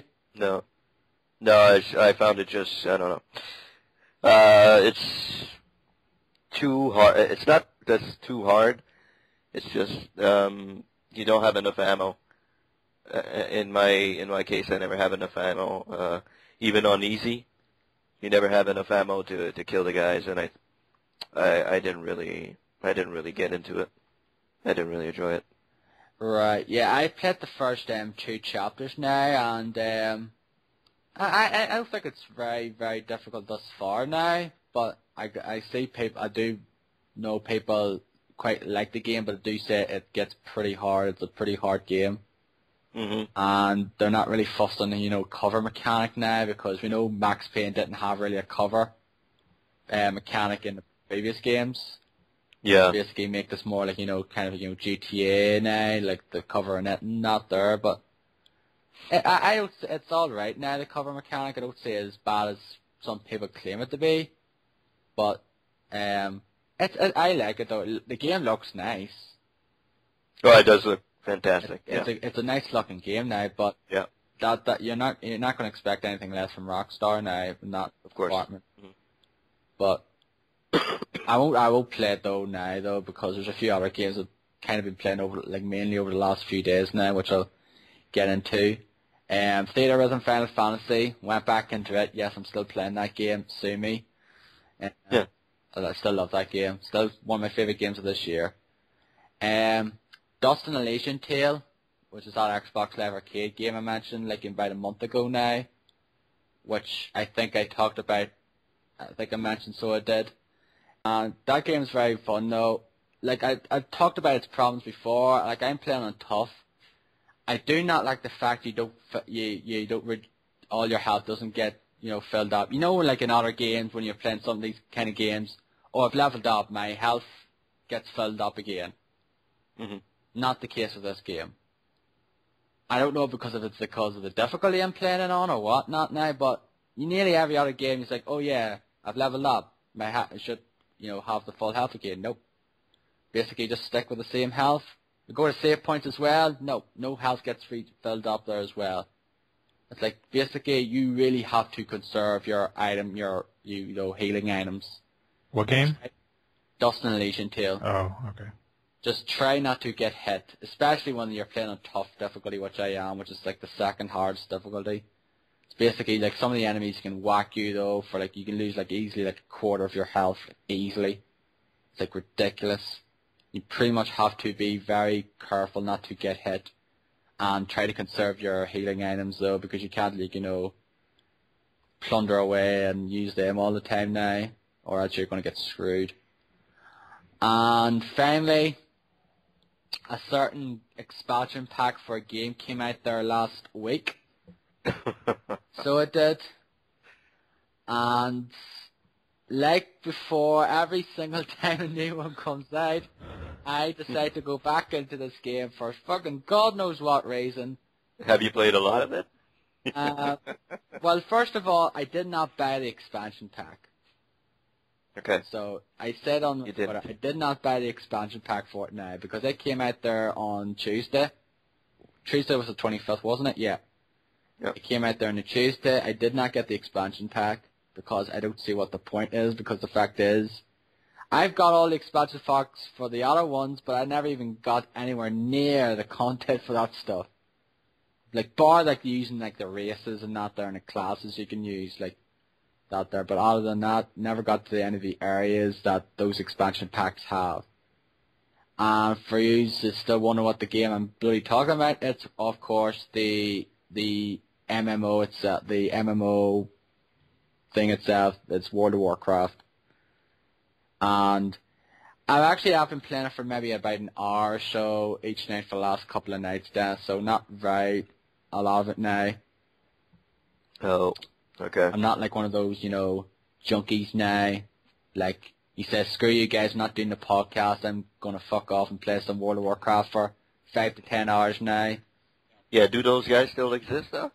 There's still people still play those games a lot. Yeah? Yeah. That game's 8 years old this year. I know. And there's still people play it a lot to this day. That's crazy. It's like, I think it's like my 4th or 5th time resubscribing to it. Yeah. So it is. Yeah, but then the last, couple of nights, so for like an hour at most though, each of the nights. Like hour and a half or so, so. I basically had to download, like I installed all my the game, the expansions, and then I had to download like a, 17.5 gig update. Okay. And you know me and my sort of problem with the Blizzard downloader, like the ones with Blizzard though, and the fact is, oh my god, so fucking slow. I thought this was going to take fucking forever. Shock it, yeah. It did not. It actually downloaded at my proper speed for once. Yeah, that's good. It was like 8.9 megabytes a second, and it took maybe about 30 to 45 minutes perhaps. That's good. So that was bloody great. So I didn't have to wait dog's age for it to download. Mm-hmm. I actually think installing fucking World of Warcraft, the World of Warcraft, like the vanilla game took fucking a lot longer than it. Yeah. It took a lot longer to install it than it did to download the update. So it did. Yeah. Now, you've never played World of Warcraft, Dennis. I don't think you've played World of Warcraft, have you, Derek? I have. And what did you think of it? It was boring. When was this? I don't like the look of the game. It's like way too cartoony for me. Right. You play it now. It's just like fetch quest. I don't. It's just. Yeah, that annoys me. Yeah. There are some in Borderlands too, and. But there's always that in most games, like those MMOs and RPGs. Or like kill 10 of this, kill 10 of that, do this. Mm-hmm. Yeah.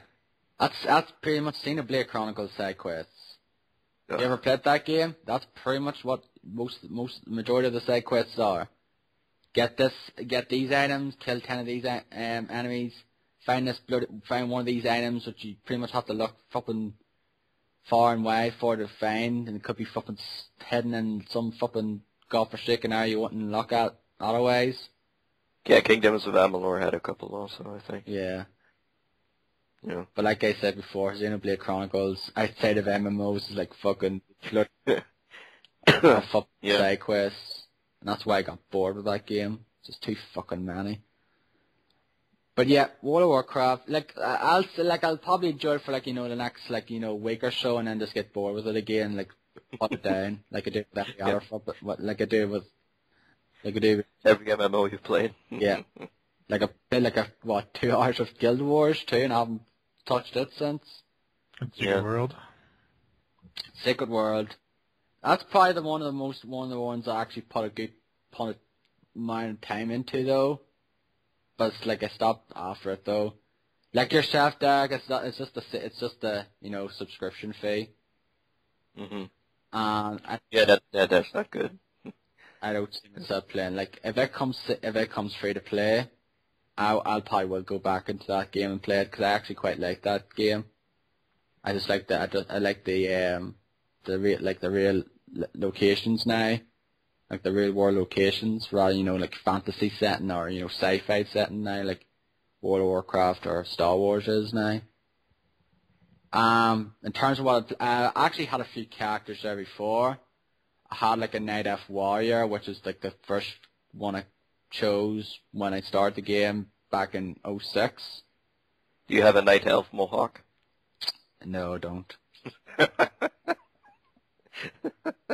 Do you know what that is, at least? Yes, I know it is. It's a Mr. K World of Warcraft. Man, I love that commercial. I really did one for fucking Chuck Norris as well. He did one.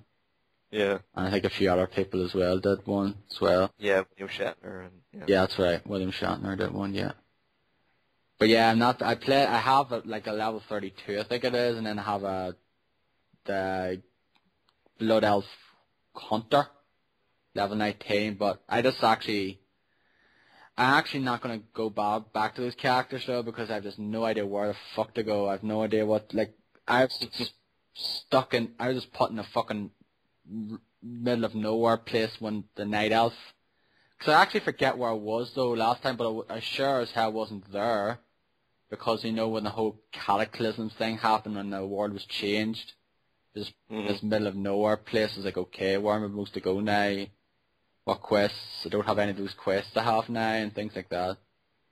So just decided to start up with a Pandaren mage, because the good thing about this here is you don't have to get the expansion to play as the new race. Okay. It's the pandas, the Pandaren. If you want to play as a monk class, you do have to get it.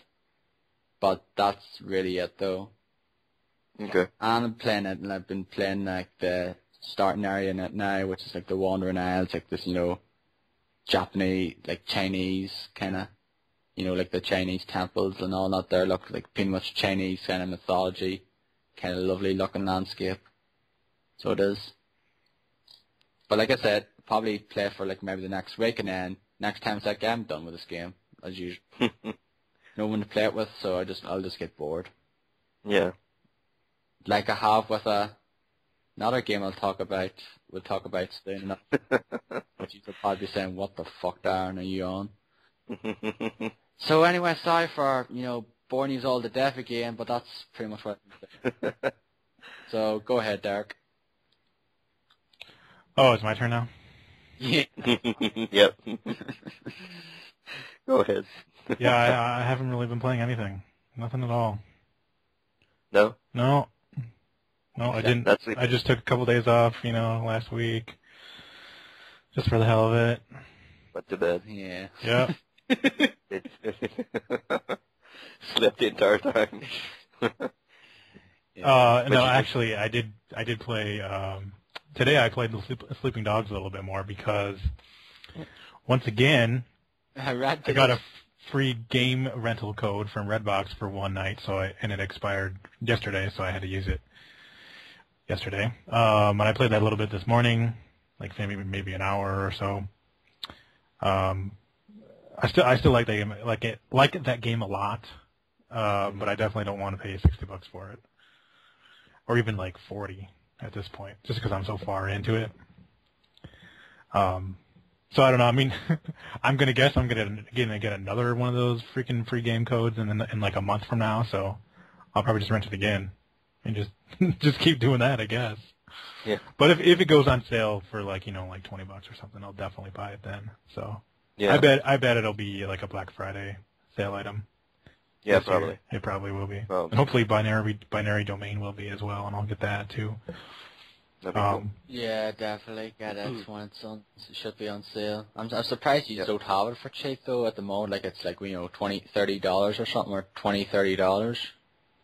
Because it's like that. It's usually I think it's pretty much that price here online. Like it's £15-20 here, pretty much. Yep. Yeah, I don't know. It's a good question. Well, I do want to. Did you either of you get Tokyo? Well, no, I'm pretty sure you didn't get Tokyo Jungle. No. No, but I know that. I know a few people. It looks weird, but awesome. The only problem is I don't want to put my credit card on PSN after the whole fiasco. Same thing for Xbox Live. I don't have one on there. I just buy get a gift card. Just get a card then, PSN card. I'll have to do that. And that Hell Yeah game, I want to try that at the very least. Hell yeah! Yeah, I do want to get that game. I'm just kind of annoyed though. Did you get a thing on Xbox Live Arcade this week, or like PSN or whatever? Did you get Marvel vs. Capcom Origins as well? Oh, I saw an advertisement for it, so I'm assuming it must be there. Oh, okay. Because that's what we got this week, which I'm like, Marvel vs. Capcom Origins, and next week, hell yeah. Why do we have to wait a week? I know it's like kind of per like being a bit of a whiny ass now, but like what's the reason? I'd like to know what the reason is for the week delay here. Because you got to play some Marvel versus Capcom. That's why. They want you to play that game. I couldn't care less. Like it's basically ports of a fucking 15-year, like 10-plus-year-old games. Yeah. Like, what's it, Marvel Superheroes or whatever it is, Marvel Superhero Fighter, or whatever the heck it's called in the first Marvel vs. Capcom. That's what they are. I could not care less. And was that the reason why I just put it as solely out? Could be some licensing issues or something, who knows. Maybe, yeah, could be that. And yeah, the fact is it's actually I think it's done by a French developer as well, so it's even more interesting to see why we're getting it later. Yeah. But I'll definitely be getting that game next week, so I'll be talking about it in the next episode for sure. Cool. That game looks awesome. Yeah, no, there's one game I've played about 52 or so hours of, pretty much every day this week and last week. Since just a week ago, pretty much. Yeah, since midnight, Monday night on the 17th. Yeah. I'm playing. We'll get with Borderlands 2. Yes. We'll get into that. Borderlands 2. We'll get into that pretty shortly now. So, and that's pretty much all you've been playing. Yep. So we'll just go on to what we've been watching, and we can just skip over Borderlands 2. Yeah. Yep. So, we're playing Borderlands 2. That's Borderlands 2. It's completely sucks. Yeah. That's First game ever. Yeah. So you want to play? You want to do questions of the week? We'll do question of the week responses, and then we'll talk more about Borderlands 2. Then, if that's okay with you guys. Sure. Let's go. So you get the Facebook going up now, and I'll get the Twitter one. I think I got it. So this is 2 weeks. 2 weeks ago. 2 weeks ago. So it's basically, the question was, will you be getting a Wii U at launch? I had completely forgotten about the question. Okay. So here are the answers for Facebook. George Michael Koppus said, if I don't even feel interested in finding out what the Wii U is, does that answer your question? So, I guess that's a no. James Alexander Jones said, there are some games on Wii U I want to try out, Rayman Legends and Bayonetta 2, but I may wait for it. So. I don't know why, but every time you said James Alexander Jones, I just think of James Earl Jones. So I do. This is James Earl Jones. I don't know. Is that one of your friends? Are you guys' friends or? No, I don't know who it is. Me neither. So that's his answer. Travis Curl, who we had on the show last time, said, I've been considering getting it for Christmas, but I am unsure if we will get our money's worth if the new Xbox drops next year. I also think the kids could get sick of it. I don't anticipate playing it myself very much. So I guess that's a no. Yeah. But like, that's the thing as well. Like, I got my Wii at launch now, and I played it for like a good, like, I played it for like Zelda mainly, because I played like a good, few weeks for it. And then WarioWare came out, and then it pretty much got shoved to the side then, because there was nothing came out for it for a good while after that. So, hopefully, Yeah. But there is a few games though, it's coming out in like the launch window I want to get anyway though. So it's not going to be like, like I said earlier, like Wii, it's not going to be like a barren wasteland now. Like the Vita now, that's pretty much a barren wasteland. There's nothing out for it that I want to get. Like, yeah, like Persona 4 Golden though is like, yeah, that's pretty cool though, but again, we don't really have a proper release date for it here.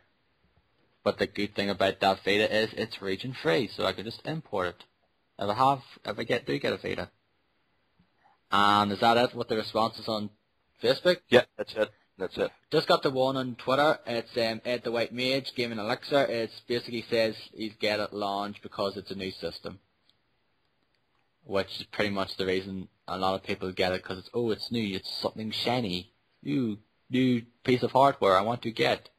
Even though I might not even I might even just waste $300 on it or whatever, and, play it all of 2 weeks and leave it to gather dust for the next year then. So yeah. So that's pretty much. So those are the questions. Any answers? Yeah, those are the answers. So not a whole lot. Yeah, okay. No, a lot. I assume you don't have one at the. Well, we'll think of one though in the future anyway. Before the end of the podcast, we'll think of another one. What's your favorite Bioware game? I guess. Actually, yes.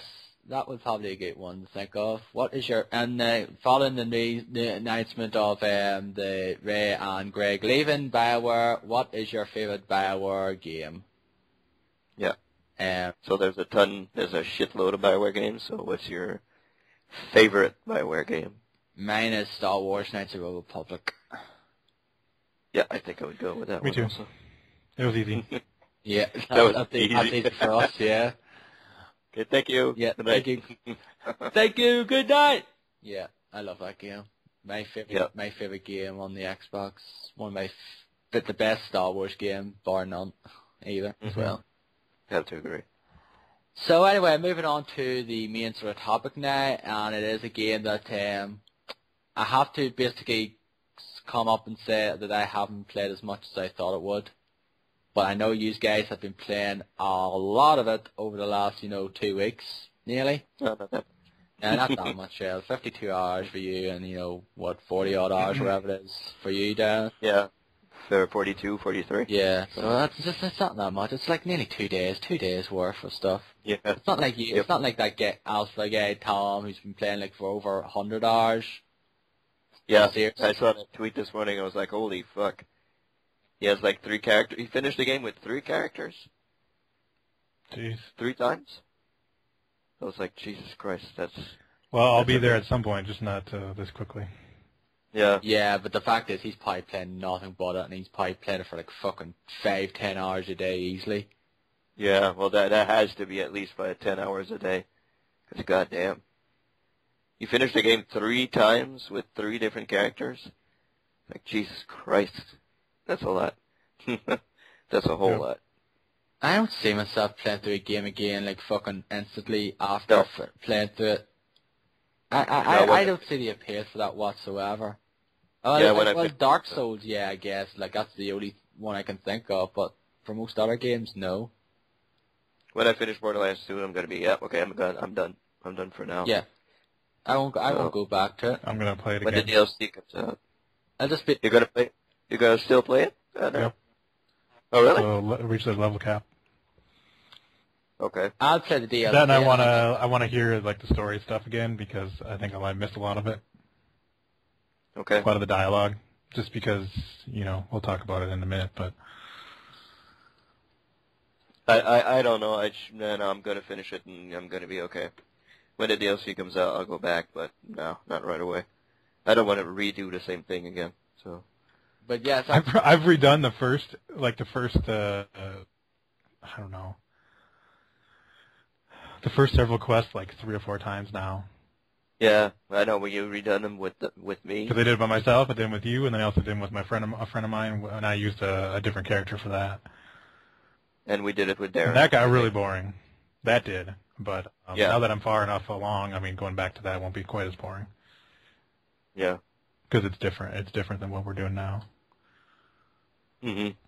So. Yes, of course, the game is Borderlands 2, which a lot of people I know from my my gay friends on Twitter and out there, and some people on my friends list have been playing. And I basically am just saying it right now, I've only played about 5 to 10 hours of it, and some people might be surprised considering the fact that especially all of us were going to gag over that game, but you guys have been playing a lot of it though, but I don't know. I'm just not in the mood to play that game at the moment. Just not in the mood. It's not like it's a bad game or anything. It's just there's certain games you're really looking for. You're just not really in the set of mind to play at the moment, and it's pretty much that. That's just fucking horrible. It's a horrible game. I don't blame you. It's crap. Yeah. No, it's just like after playing on Sunday there, I was just like, I'm just not really in the mood to play this at the moment though. One of the reasons really probably why is because the fact is I've really no one to co-op with. Like I have you guys, but the fact is you are so far ahead now there's no point. You should just get bored easily playing with me then because you'll get no experience. No, we won't get bored. I mean, if we jump into your game, probably, but if you jump into our game... Yeah, but I just get killed in one hit. You just stay back. Hide and then you level up super fast. Yeah, if I go back to my game, I'd be bored as fucking hell then. Killing everything in one flipping hit. It's like, I'd get 5 XP or 1 XP. Oh, there's that. But, that's the main problem. You're going to like the story. The story's pretty interesting, at least to me. I think it's better than the first one. Yeah, there was no story in the first game. Yeah, that's it. Yeah, what I've played of it thus far, though, I think that the story's better and some of the humor's fun though as well. But it's just it's very surprising that there's a couple of emotional parts in the game. I was kind of surprised. I was like, hey, this is kind of touching. This is kind of there are a couple of parts in the game that you go, oh, okay, I don't know if you noticed that, Derek. Well, the part that we played last night, I mean. Oh yeah, was definitely. Yep. Kind of emotional, so you're kind of going, oh, okay. It's kind of a twist on the whole, Borderlands is exceedingly funny and, like a lot of toilet bowl humor and all that. Yeah, it doesn't take itself too seriously, but then there's these, kind of melodramatic moments though you wouldn't see coming. Yeah, there are some that you never see coming. Like, I guess we don't spoil anything by saying that the original cast from Borderlands 1 is in the game. I don't think we spoil anything when we say that. No. Fuck's sake, I didn't know that.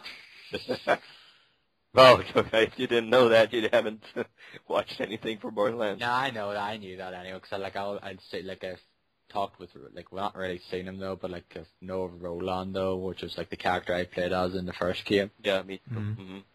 And the 3 others are in there too. So something happens along the way with one of those characters. Well, a couple of those. I mean, couple of those characters that you never see coming. Well, 3 actually. Yeah. Maybe not directly to their characters, but Well, I don't just really just say all of them now. No, there's one of them that has. No, it's just 2. Oh, it's 3. Oh, it's all of them actually. Well, one of the guys we just kind of recently encountered, and he hasn't really done a whole lot yet. No, like the big. What was he in the first game? Brick? The big brawl. Yeah, Brick. The Brick that we just encountered him. But you meet Mordecai. You meet you meet all of them. So Lilith and. I'm very poor with names. What was the general's name? The guy? Was it general? You mean? Roland? There's Brick, Mordecai, Roland. Lilith, and Roland. I said Roland like 2 minutes ago. I know. I'm very poor with name recognition and apparently short-term memory. So, so yeah, you meet all of them, and something happens to pretty much all of them except Brick so far. So it's kind of wow, you know. Yeah. I was not expecting that at all, so that makes it pretty Yeah. cool. So, and we actually thought we finished the game last night. We were like, oh, this is the end. We were going, oh, this is going to be the end, and apparently it's not. So we haven't reached the end yet. So It's gonna be it's gonna be all Return of the King on you, where you think it's the end. It's like, no, it's not the end for like another 20 minutes. Yeah, longer than that, because we just picked up a whole bunch of more side quests. Oh yeah, and where there's areas we haven't. Kind of making the fact of the Return of the King for another 20 minutes, though, but like for the game, that would be another 5 hours, 10 hours or whatever. Probably. Well, I think it's going to be more than that. I think we at least have 15, if not 20 more hours. It's possible. We're only halfway through. I don't know. I don't really want to look. Yeah, I don't want to look either. But you know, but who knows? didn't they say it was like could be like you could like do all the things for like in 60 hours? So these are probably nearing the end then, if that's the case, perhaps. But like, was any? Yeah, like no, but it wasn't that their thing at this before it came out though that the campaign would last like 60 hours or something. I think they said it did, but that was somebody who like knew exactly where to go and what to do. Yeah, but there's people that finished it in 30 though. Yeah, I thought it was 30. But that's probably because we played more than that. So yeah, that's probably because I didn't do like a lot of the side quests. But I just went through the main game and did few of the side quests now. We've done everything except bar one side quest that we haven't. Well, one old side quest, yeah, one of those. Yeah. Like in the Mad Moxie's DLC in the first game, the Underdome. Oh, it's fucking not one of those, is it? Wave-based enemy, yeah. There's mini versions of that are like 5 levels, and we discovered 2, and we've finished one of them. And you also get an achievement for finishing one. Yeah. It wasn't too bad. I mean, at the end it got a little hairy here and there, but it wasn't too bad. Yeah. At least you get a little bit of a breather in between rounds. Refill your ammo. Yep. And yep. stuff. So. And they drop a lot of goodies, so that's and you get a lot of XP, so you can level up faster by doing those, I guess. Well, those ones, like the lower waves, they were weaker, and then like the later waves, they were stronger. Oh yeah. Like the last wave, or the last round, or whatever. Yeah, last round. They were all like pretty much our level, so we were getting a bunch of experience from them, which is good. Yeah, some were higher than us. Mm-hmm. Some higher. Yeah. That was a little tough. But we still managed. What level are you guys are now at? 29. Like halfway through 29, yeah. Okay. Yeah. So these are 17 playing... levels above me. I'm playing as an assassin. Zero the assassin. Yeah, I'm playing as the how do you call it? The commando. Oh yes. Axton, I think his name was. Axton, yeah, Axton, the commando. And I'm focusing on melee instead of sniping. I'm focusing on turret. yeah, I'm Maya the Siren, and basically. I also have a level 9 Siren too. Yeah.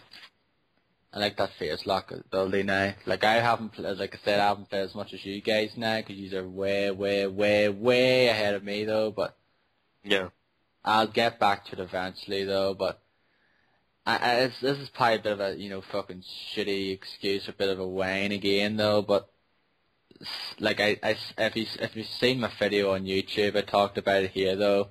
It's just some of those maps are too fucking big for my taking. Some of those areas. Yeah. And the fact is, I do not like there's not proper fast travel as well. Yeah. Like, I would prefer if, like, every area in the game had some sort of fast travel. Like a fast travel station. Like, especially the fact is, you can go through this big ass area and then get to the end of it, and then you just have to truck all the way back then. The answer is just run. Don't shoot anybody, just run. Yeah, I do that sometimes, but again, that still takes like a couple of minutes, because sometimes it could be a huge area, and it could take you ages. Like, there might not even be a fast travel in the area you're in. You have to run to the another area and maybe another area. Now it could take like 5 minutes. Well, I have to... Yeah, that's true. I mean, it would be nice if it was just like Darksiders or Skyrim that was a straight-up fast travel. Yeah, that's pretty much the reason why it might be... Or even like Diablo, where you can make like, portals and stuff, go back to Sanctuary. Yeah. Maybe because of being a bit spoiled of those games, though, with the fast travel in it, though, but that's pretty much my main problem with that game overall. Like, I like the game, like, I like the new UI now, like the menu stuff, that looks cool. Some of the, weapons are cool. Like, I actually think the pistols in this game are very, very, I think they're a lot better than they were in the first game. Like, you use the pistols at the start, though, for a bit, and then you just switch I have to disagree completely, but go ahead.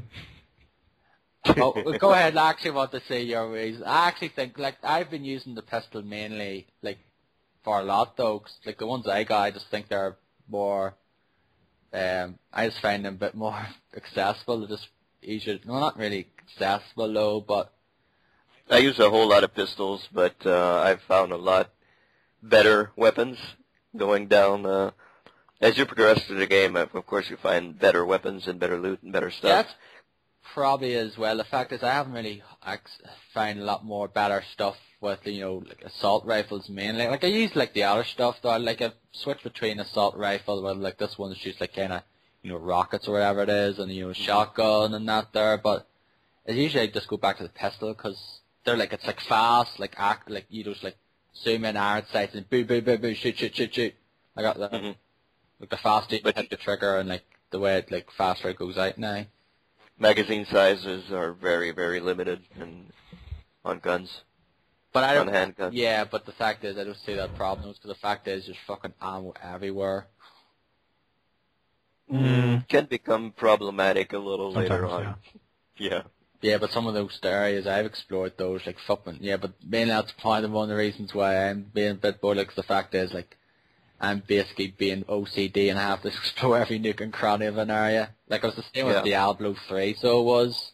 Well, Derek does that also. Yeah, I need to explore every Well, I don't do it as much in co-op as I would by myself. No. Yeah. But, like that area I was, like, stuck on the other day. Like, I basically was going through that area forever, though, and still haven't gotten anywhere. Like, I maybe spent an hour or so trying to get to that area, and it's like... You still haven't finished that quest? No, because I didn't bother, because, like, I was, like, the end of it, though, after you helped me get to where I had to go. That was it. I haven't played it since. Like, I've gone back to, other games. I played Dust and Legion Tale, and, World of Warcraft, like I mentioned before. Okay, that's when we jumped in to help you? Yeah. Okay, you stopped playing after that? You haven't played I haven't played it since. That was last Sunday. Wow. I haven't played it since. So, well, we've been playing a shitload. I guess we should probably comment on the game. I did want to say, when you were talking about the pistols and how they were better in this game, I think they're worse. In the first game, I played as Mordecai, and I specialized, or my class was like a gunslinger build, which was used primarily pistols, and I used a lot of repeaters and a lot of like mashers. I don't think there are any mashers in this game. I haven't seen one. No, I haven't seen either. No. No. Mashers are basically revolvers that shoot like 3 bullets at a time instead of 1, but they only cost 1 bullet to shoot. Also, the gunslinger class that I had, there was a lot of perks where it would increase your fire rate, it would increase your reload speed, and there was a skill where you had a chance to shoot like an additional bullet for free. So, like, if you have a masher, you could be shooting, like, 5 rounds at once, and it would only cost you 1. And that was awesome, because you could just plow through dudes with that. And then repeaters, they fire so fast that they're just like machine guns, basically. Yeah. And I haven't seen any repeaters in this game. I don't know, maybe you guys have. I haven't. No. And the biggest problem I have with the pistols is the clip size is so damn small, and it takes a long time to reload, too. Mm-hmm. Agree with that. And one thing you noticed at the very beginning of the game, you find a lot of guns that consume more than one round per shot. Yeah, it's like the 3 rounds per shot thing for like. It's not like you're getting a bonus. It's just that it's costing more ammo. And so that makes you reload like all the damn time, and those are shitty guns, I think. Yeah, like I've seen one that consumes 5 per round, 5 per shot. Yeah, and the magazine size is like 10. It's like you get 2 shots. Yeah, that's fucking dumb. So I don't even pick those up anymore. I mean, maybe I'll sell. I'll just pick them up just to sell. But yeah, at first you have a lot of those types of guns, but eventually you start getting better ones. Yeah. A lot of the guns you get from quest rewards when you turn quests in, those are pretty good. Yep. Like I had this shotgun that talks that I was using for a long time. There's also there's a couple other talking weapons too. Oh yeah. There's a sniper rifle that talks that I have now, and then there's an SMG that talks too. And they're all different. They all have different. And they're pretty funny too. But they do get kind of annoying after a while. But yeah, I mean the guns, they all look different and they all look like really unique. And they all function way differently. Like the manufacturers definitely have a difference to them. Like the Jacobs ones, those are like the old timey ones where it's kind of like every time you fire the trigger, it shoots 1 round. So it doesn't have like a rapid fire or auto fire or anything. And then like the Maul one, I think those are really elemental focused. Yeah. I think it's the Tediore that where you reload it, you throw it like a grenade. Yeah. I think that's that one. And like the Bandit ones have like a massive magazine size, like every single one I've had. Yeah. Those can be pretty cool if you can get a good one. I've got one of them. I think it's for like the pistol one, but I just kind of find it a bit inaccurate for what I've played of it, used of it. Yeah, I think they lack in accuracy, and they don't have a lot of elemental. I haven't seen a lot of bandit elemental. I don't think they have any elemental yet. Yeah, I don't think they do. I will say I think they improved on some other guns. Like I think the shotguns in this game are better, and I think the rocket launchers in this game are better. I've actually found myself using shotguns quite a bit because I'm like a melee class, so using a shotgun up close, it's pretty effective. Especially when you can get some shotguns that are like rapid fire, so you just hold the trigger down and you shoot like 10 rounds in 2 seconds. Yeah, that's really cool. I found the shotguns to be pretty good in the first game. I used them for quite a bit as well for the first game. Rocket launchers, I think they're way more powerful. And I have several that are like they shoot 3 rockets instead of 1. I don't think they cost more than 1 a round either. Those are cool. Assault rifles, until Dennis gave me one recently, I hadn't used them at all in the game. Really, I think maybe when I was in trouble and I needed a gun, I'd pick one up or something. But yeah, Dennis gave me this one that's like a purple rarity, and it's got electric shock damage to it. And like when you zoom in, it does like a burst fire, or if you don't zoom in, you just hold the trigger down and it shoots. That's actually really powerful. I like that gun a lot. So I think overall the guns are a lot better. I wish the pistols were better. I don't know. I think they're worse. Sniper rifles. The big problem I had with the first game of the sniper rifles is that the zoom was so shitty that you couldn't really even use them. It seems to be better in this game, and I seem to be able to get critical hits a lot better. One thing that can be annoying is the enemies will kind of like dodge a lot out of the way, so it can be tricky to shoot them even when you're up close. But they're definitely more than it's definitely more challenging than just having some dudes come running at you all the time like the psychos, which they still do, but they also dodge and like roll out of the way and stuff. But yeah, there's a huge variety of enemies. There's like so many different types. It's really entertaining. It's not just the same boring old bandits over and over and over again. And they respawn as well this time. I don't think they did that in the first game, did they? Well, they did if you went back to the area after a while. Yeah, but not like in the same area now. Like they do it. They definitely do it in this game now. Where you're in the same area and then you go to you go further into the area and then you go back and they respawn. That's definitely that Bullymong fight with the one you have to fight the midget on the Bullymong. That was definitely the case there. I fucking took me a while to do all that there because I kept fucking respawning and caused me fucking when it was annoying the hell out of me, that part. I guess I don't I don't see how it's any different than the first game, but I don't know. No, because I do remember you killing the enemies and then getting further in the area and then you go back and I don't think they were there again. Like, I could be wrong. It's been a while since I played the first one, though, but I don't think I don't... Yeah, I can't remember, really. Yeah. I'm pretty sure they respawn. It just maybe took longer or something. Have you found any like what's the rarest gun you found? Like for color level, like green, blue, purple. I haven't seen anything above purple. I haven't seen orange, yellow, or teal, or pearl. Nope. I don't know. I mean, I'm sure that they probably are in the game, but I haven't seen them. Haven't seen any either. Just that bandit one. It's like purple. Yeah. Okay. Because like in the first game, I think you get that for a quest anyway. But that's like the one I've got. I think you get that one for a quest. I think now. But I played the first game so much that every single gun that I have on my character is all like orange or yellow, which are like really rare. Mm-hmm. So yeah, my assassin character, I really like him. I really like where you go into stealth mode and then you throw out this little decoy and then you can run behind guys and melee them from behind and do like massive damage. And usually one hit kill stuff. But I don't feel quite as powerful as my Mordecai character in the first game. Probably mainly just because I've like maxed out that character completely and like all the way down to the bottom of the skill tree. I'm pretty close to the very bottom of the I think it's the bloodshed skill tree. The one that I get will be where you can actually do the stealth kill twice.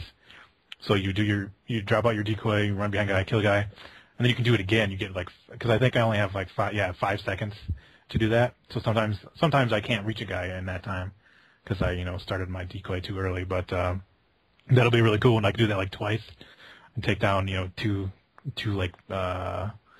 nomads or like some badass loaders or something really quick. Mm-hmm. Cool. So I'm looking forward to that. Now are you specializing in a certain tree at all, either of you?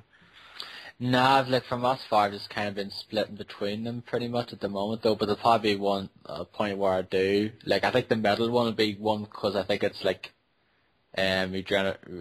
regenerate your health, though. So it is. I think the middle one for the siren now has that. No, I have a class mod that does that. Yeah, well, yeah, but then again, yeah, if I get a better class mod for the one I've had that same one, though, but it's kind of goes up pretty slowly at the moment. Mm-hmm. Yeah, it does. Yeah. So if I do find a faster one though, then that would be wouldn't really be necessary though. But I've just been split between the three of them at the moment. Yeah, I haven't specialized in anything like we were talking about yesterday, Derek. I've been all over the place, putting points pretty much in stuff that I actually want. I'm going to try to specialize in a tree that I can get to the bottom because I'm playing as the commando and I have a turret, which is very effective, especially when you're stuck in a pinch. I just throw the turret out there, and if it kills somebody, you get second wind if you're down. So I can get revived by my turrets, and there's a couple of great things if I get to the top of one of the trees. There's one of them. If I drop my turret down, it becomes an atomic bomb. So it cuts out everything around. The other one is I have 2 turrets, like a turret and on top of my turret, like it's a double turret or something like that. And the other one launches rockets instead of bullets. So that's another one. I'm not sure which one I'm going to specialize in because they all sound fucking cool. So I really don't know which way I'm going to go, but we'll have to see. I'm the same level as Derek. But it seems like Derek is much more powerful than I am. I don't know. I go down quite a bit too. Yeah, you go down quite a bit, but it's like you're doing more damage than I am. I don't know why. My stealth kills, it pretty much one hit kills just about anything. Okay. And also I have my melee damage increased for my skill tree and my badass tokens and stuff.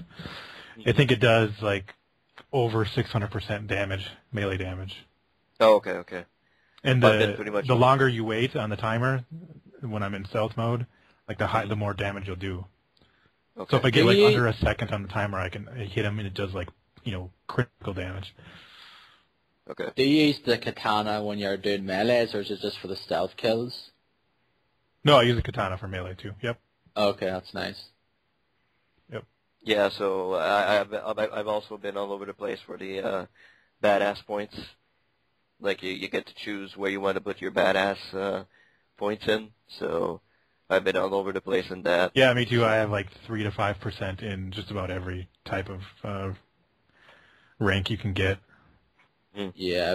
My rank is like 3,200 or so, or 3,500 now. Yeah, you're much higher than I am there. I think I'm like 16 or 1,700 right now. It's just because the challenges, you have to basically do some of the challenges. So, yeah, I mean, the game is pretty enjoyable. I mean, I'm liking it a lot since I played a whole lot of it, I guess. It's more fun co-op, because as I said, I think I said that to you guys, I don't see myself playing that game by myself. You know, I don't want to sit down and, play the game by myself. That's probably one of the other reasons why I'm not really playing it, though, because I don't really have anyone around my level to play with. So like I said, like, you can join my game, but you will just get bored because you will get no experience whatsoever. Yeah. That's the problem that they had in the first game, and I thought they were going to do something to fix it, but they didn't really. It's unfortunate. Yeah, it would be nice or some way of going around it though, where like you can join my game or something, and the enemies would cater to your level, but like that would, Lord knows how they could figure that out now. Yeah. Where the enemies I fight are like my level, but the enemies you fight are like custom to your level now. But that's that would be virtually impossible. Yeah, pretty much. Impossible to do. So I don't really blame them on that, but I mean, fixing it so we don't get fucking 1 XP experience when we join your game or something. Like if we get, I don't know, 15, 20, 25. Like when we play now together, we get like what? Each guy we get maybe what, 200? 200 to like 800, depending on if it's like a badass or something. Yeah, and there's still some parts in the game that we go to like earlier places from which you came, earlier, and we still get 1 XP from a couple of guys, right? Well, yeah, because those are all still lower level. Like if we went back to the entry area, like the first area, they would be all like level 6, and we wouldn't get any experience at all. Yeah. So there's still that in our game, which is kind of weird, but I thought, they'd level up to where we were or a little lower or something, but you still encounter. I think that's just the way it is in like RPGs. Like, I mean, if you play Dragon Warrior 1, like depending on what area you are in the map, the enemies are going to be weaker than, a different area. Yeah. But like in the Elder Scrolls games though, where when the higher level you are, like they just scale. Yeah, they don't have scaling. the scale to the level that you're at as well to make it. Mm-hmm. Like some people didn't like that though, and Oblivion, for example, I didn't really mind it. I don't mind it really. I didn't mind it in Skyrim. It didn't bother me a whole lot. It's better than going around shooting a guy with 1 bullet and getting 1 experience, in my opinion. But Yeah, I suppose. Like we just when we get to those places, we just run. We just run. Yeah, like there's a side quest, actually kind of where you are, Darren, where it's part of that like Band of the Firehawk thing. You have to actually go back to the very first level and go to where that end boss was, that Captain Flint, on that like ship where all the flames come from. You have to go like on the back side of it and do something there for one of the quests. And like, there's no way to fast travel there, so you have to like run all the way from the beginning to all the way to the end and then jump off and then run all the way back. That's probably the worst design quest in the whole game, I think, because ever since that quest, there's been nothing that bad. Yeah, that's pretty much exactly what my problem is with that. There's lack of fast travel. Like there's the fast travel stations, but there's I don't know. I think there's more as you after go that. along, You're not going to have much of a problem with fast travel, I don't think. I hope so, because at the moment though, there's like what fucking 2 or 3 I think I've encountered. Mhm. It's like that's crap. And there's some places where you go, you don't have a vehicle. Yeah. You can't have a vehicle, and you have to walk. Yeah, that's the ones I have a problem with. Like, yeah. Like I said, like I don't mind if there's a vehicle now, like if it's a big area, but if you have a vehicle to access, no problem. But the fact is, if you have to get to the end of an area and have to slog all the way back, then that's the main problem I have. But is it me, or are we using the vehicles much less now than we used in Borderlands 1? Like really much less. I'm just fast traveling whenever possible. Yeah. It's like in the first game, I think we were in vehicles pretty much all the time. And this one, it's like almost never. we're almost never in I think it's probably because there are more fast travel stations. Probably. Either that or it's just designed better. Well, it is designed better because when you go on once you go into the fast travel thing, you have a map and then you have a list, and then it also shows you where you have quests in what areas. Yeah, that I like as well. It's like where do you have to go to hand in this quest or whatever here. Except that I like as well. That's smart. I do like that. I've been using that way more than I would in the first game. Yeah. Like you have a little diamond that tells you where to go, and like us right now, we have like a bunch of we have a ton of areas now.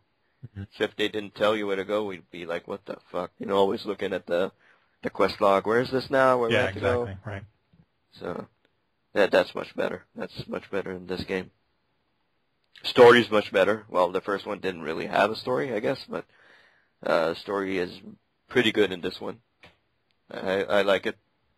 Handsome Jack gets on my nerves, but I still like the story. Yeah, even though I haven't played as much as you guys, I still think he's a dick. Yeah, and a whole lot less of Claptrap. Like you barely see Claptrap in the game.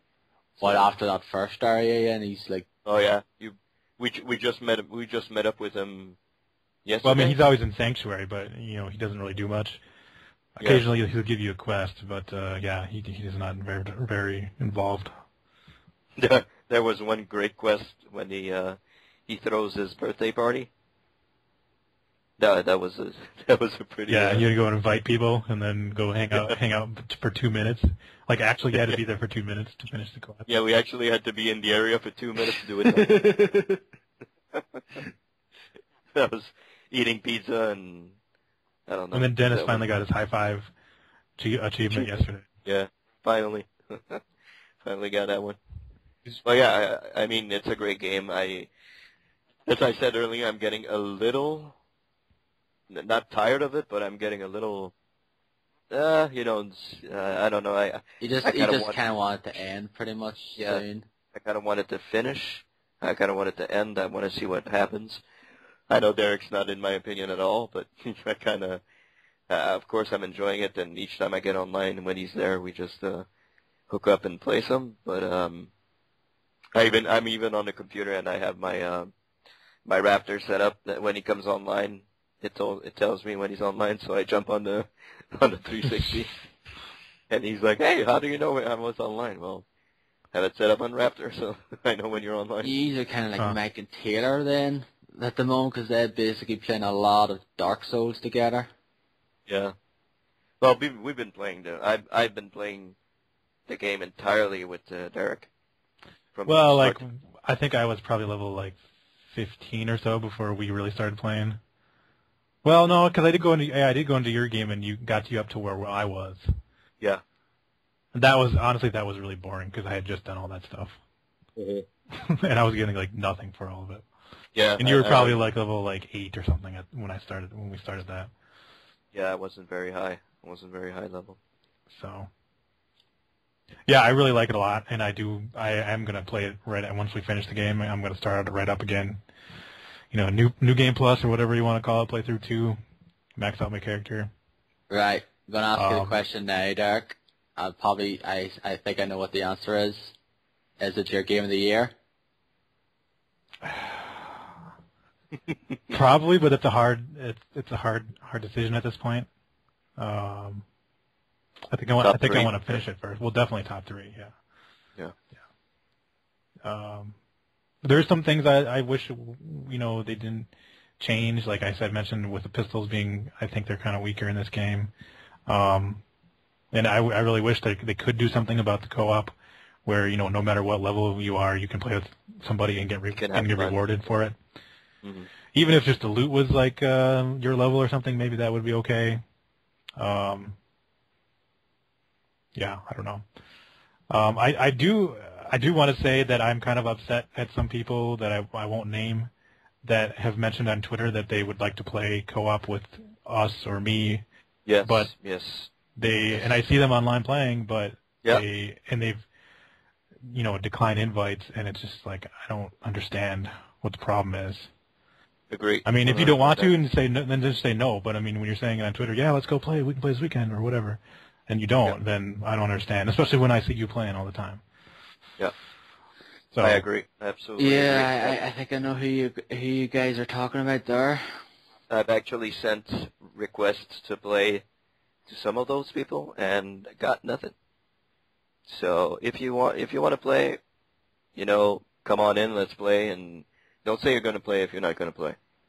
If you're not going to play, if I send you an invite and you're going to decline, don't say, oh, we're going to play some this weekend, let's team up, let's play. No. Just tell me I don't want to play. That's all. I mean, if you want to play the single player part and you want to play the story mode all the way to the end by yourself first, that's fine. Just, Yeah, sure. No problem. Because I can totally understand that. Yeah. No, but the fact is it did say if you want to play co-op, just join our game or whatever. I'm not going to join a game that's, lower than mine. I'm sorry, no offense, but fuck that. I'm not going to start over. I'm sorry. That's why I don't play with you, Darren. I'm nothing against you, nothing against anything. No, I totally agree. I'm not going to restart. That's basically what I'm saying. I don't have any, problem if he's not joining me because he'll get fuck all for. There's no point of you. Like, these are just finding it real fucking bore. He's will be like, oh, okay, I'll join your game, and then 5 minutes later, I'm going, see ya. Like Stan just got the game. One of my friends, Stan, that Darren knows. He just got it, and he's like level 10. And he asked me to join him. I said, no, I'm not joining you. Yeah, that's really the biggest off. problem with the game is the difference in level and the fact you don't get anything if you're a higher level. Mm-hmm. That's too and bad. I don't want to do that. I know Derek did it for me, which, I appreciate a whole lot. But I'm not going to jump into somebody's game that's, pretty much at the beginning and restart all over again. I could build another character and, do it, but I don't want to. I want to finish. I mean, Dishonored's coming out in 2 weeks, and I want to play Dishonored. I want to have Borderlands done, and I want to play Dishonored in 2 weeks. I don't want to be in between two games because I find that I'm not the person who does that really. So I want to have Borderlands done, concentrate on Dishonored, and play that. So. I think part of the problem with playing with Darren is that we're in such a different time zone. Like during the week, we can't play during the week because he's like, in bed or at work.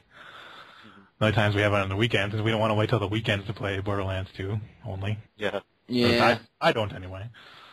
That's the main problem as well. Yep, 5 hours ahead of each, 6 hours ahead though. So yeah, usually when Dennis like trying to there like the last week there, the week before. That's kind of like the only time sort of in a good while that I've actually stayed up late to actually play something with Dennis, because it's usually not till the weekend.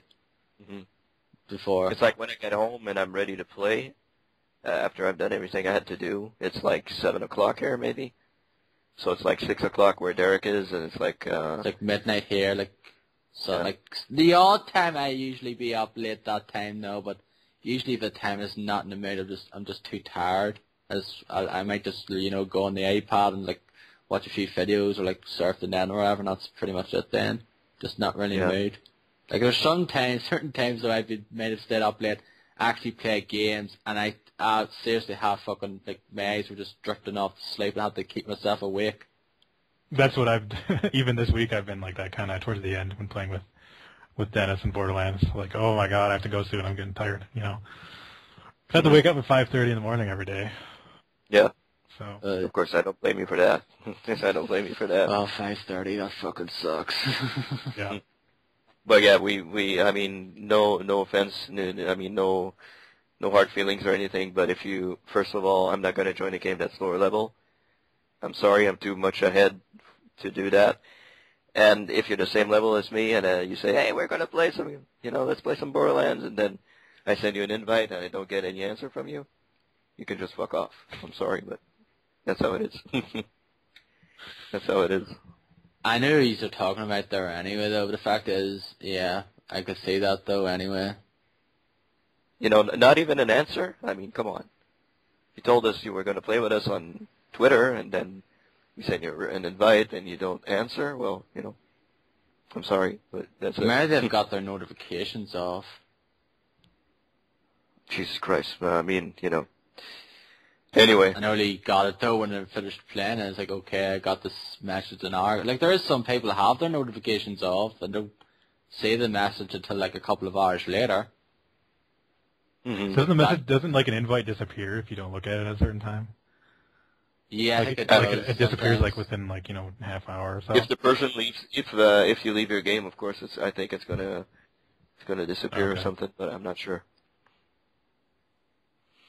But anyway, that's pretty much, I guess, what I have to say. Yeah, I think that's enough for Borderlands 2. Like, I like the game, what I play of it though. Like, I just basically going back to what I was saying like several times. I'm just not really in the mood to play it currently.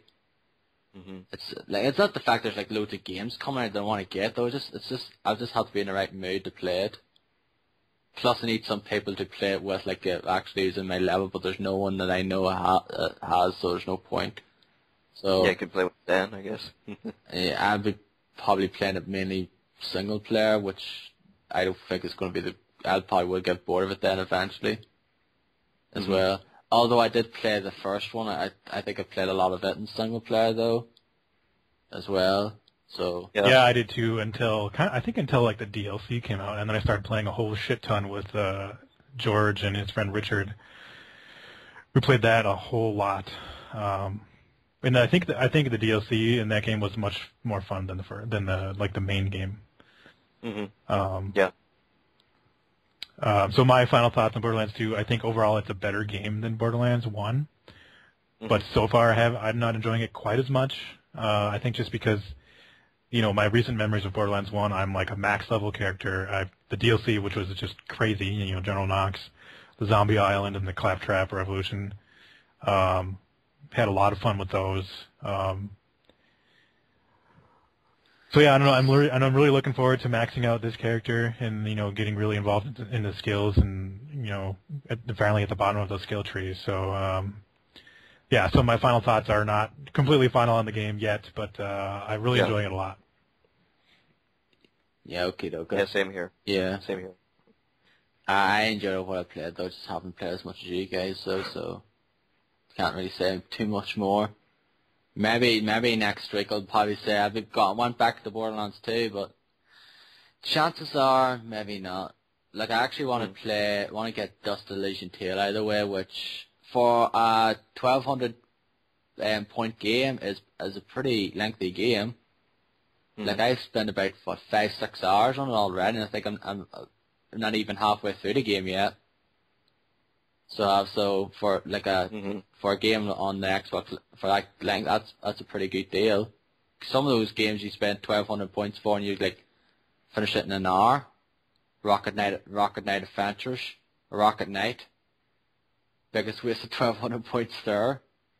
Got it and it's like finished it in an hour. It's like okay. In an hour? Yeah, pretty much an hour on. That was it. It's like I'm not going to play this game again.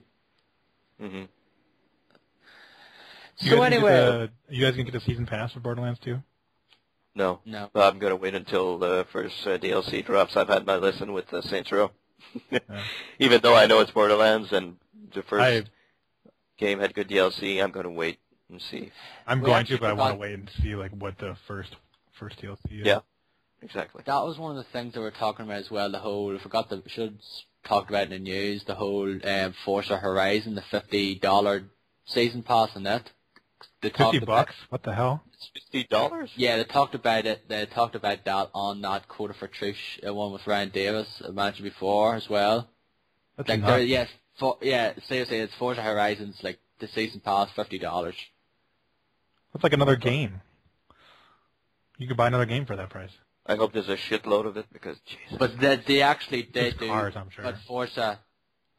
But Forza do put out a lot of content, but there's like a lot of cars. I think there might be tracks here and there though, but Forza Horizon is like an open world, so how are they gonna add? They have to add like another island or something to it. How's that probably work? just gonna be all cars really. Yeah. Like, some of the car stuff is like pretty, a lot of like number of bucks so anyway for like for a set of cars. So Are you enemies getting that game? What? Not Forza. The No, red I'm not one? getting Forza. Right. I don't know. I need to see more about it. I don't really know much about it, other than being open world. I haven't gotten the last one. It's Need for Speed for me, baby. That's all. Yeah, I probably will get that. I watched some of the more recent trailers, and it looks basically like Burnout Paradise, but with real cars. Yeah, it is Burnout. Like, It's pretty much Burnout Paradise. Like, there's even, like, billboards and shit. It's like, holy shit. It totally is Burnout. And takedowns, too. Yeah. So.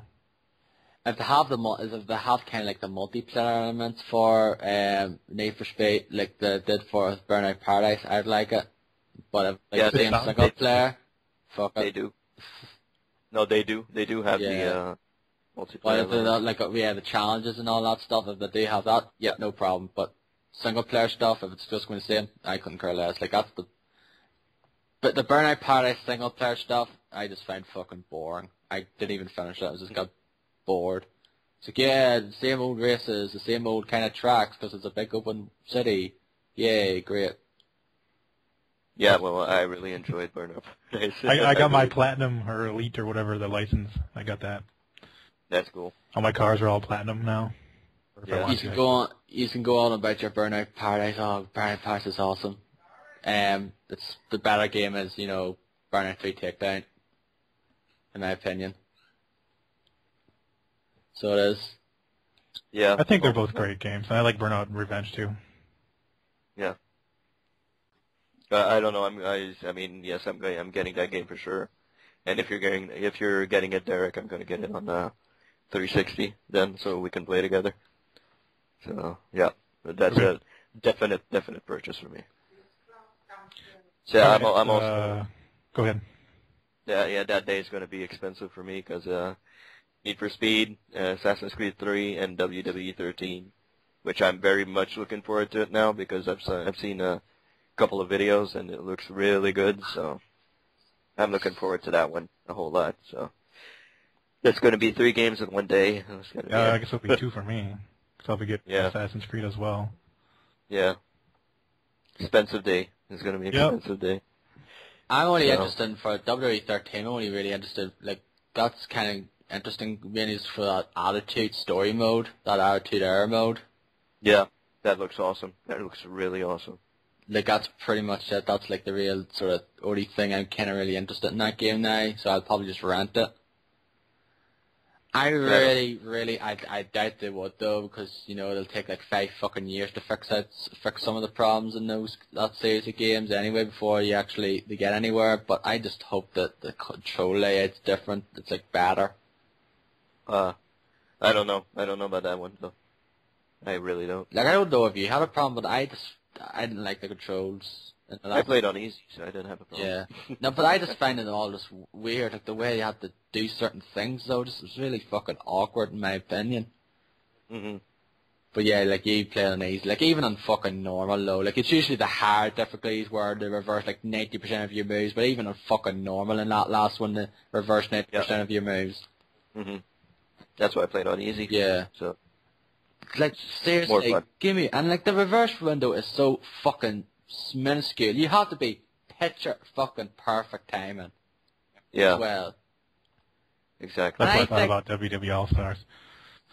Yeah, like half the time you fucking know, like it's like seems to be random as well. Like you press it at the right time. Like, I know I pressed it the right time, and then I press it again like around the wrong time. And it's like okay, that's right this time for some reason. Yeah, I have to agree. They'd have to fix that for sure. Yeah, this version of the fucking whole reversal system, like those games, that's probably the main problem I have with them at the moment, as well as with the controls. Fix those problems, and then, then I can be happy with it in a way. Yeah. No, we'll see. It looks pretty good. I'm stoked. I wasn't stoked at all for it, but now I've seen the Attitude Era gameplay thing, and it looks really fucking awesome. I can't wait to play that. Yeah, did you watch the DX trailer one for it there? Yeah, I watched that, yeah. Yeah. Shows that, like, fucking, Triple H and Shawn Michaels don't make... Yeah. New Age Outlaws and Xbox didn't exist, and aren't they in the game? Yeah, they are. Yeah. The entire DX is in there. Yeah. Well, except for China.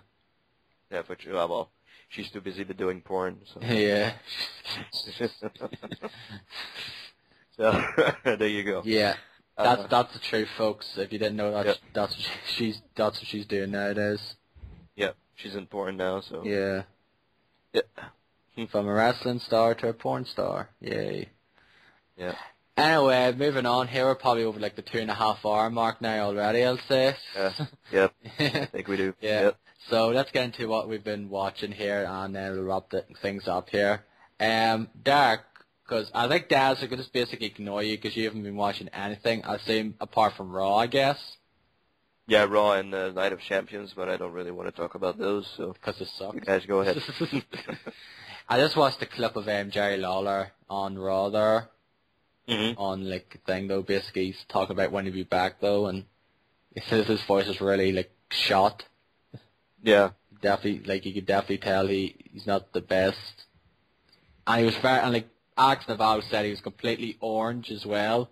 Yeah. On Twitter. Yeah. He was fucking completely orange. He was like a fucking no offense, like, but he was an Oompa Loompa. Yeah, I don't know if it's. It might have been because of it might have been because of the medication he might have got, because after the heart attack, that might have been the case. So. But the only good thing we got out of that is that JR is back on Raw, so. That's awesome. They commentating now there, is it? Yeah. Okay. JR and Michael Cole now. Okay. So that's cool. Should have been Joey Styles. Oh my god! I like Joey Styles commentating now in the ECW. He was great. It was just him though, but he was great. Like his oh my god, like watch some of those ECW ones, some of the like more crazy moments, just the way it goes, oh my god! Yeah. Hilarious.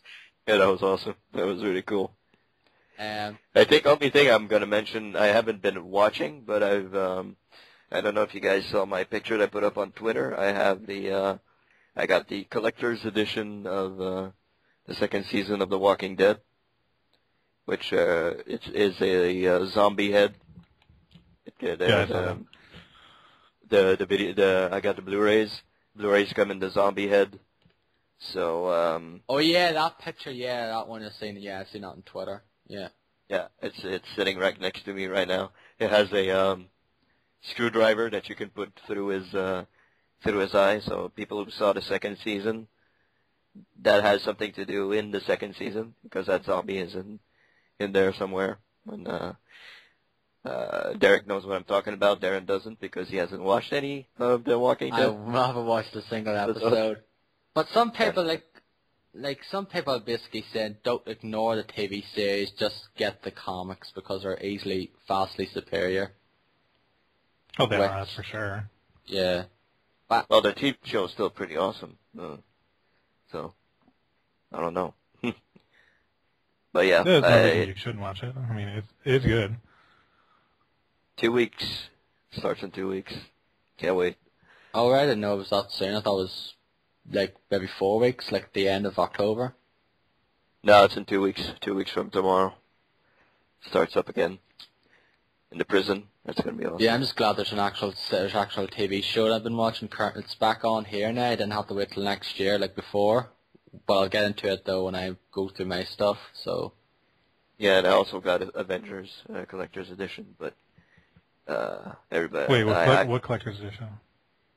Well, it's nothing like the Walking Dead. It's like just Steelbook. Yeah, the Steelbook one. Oh. Have you seen that? I haven't seen that one. No, it's the Steelbook Collector's Edition. It's really nice.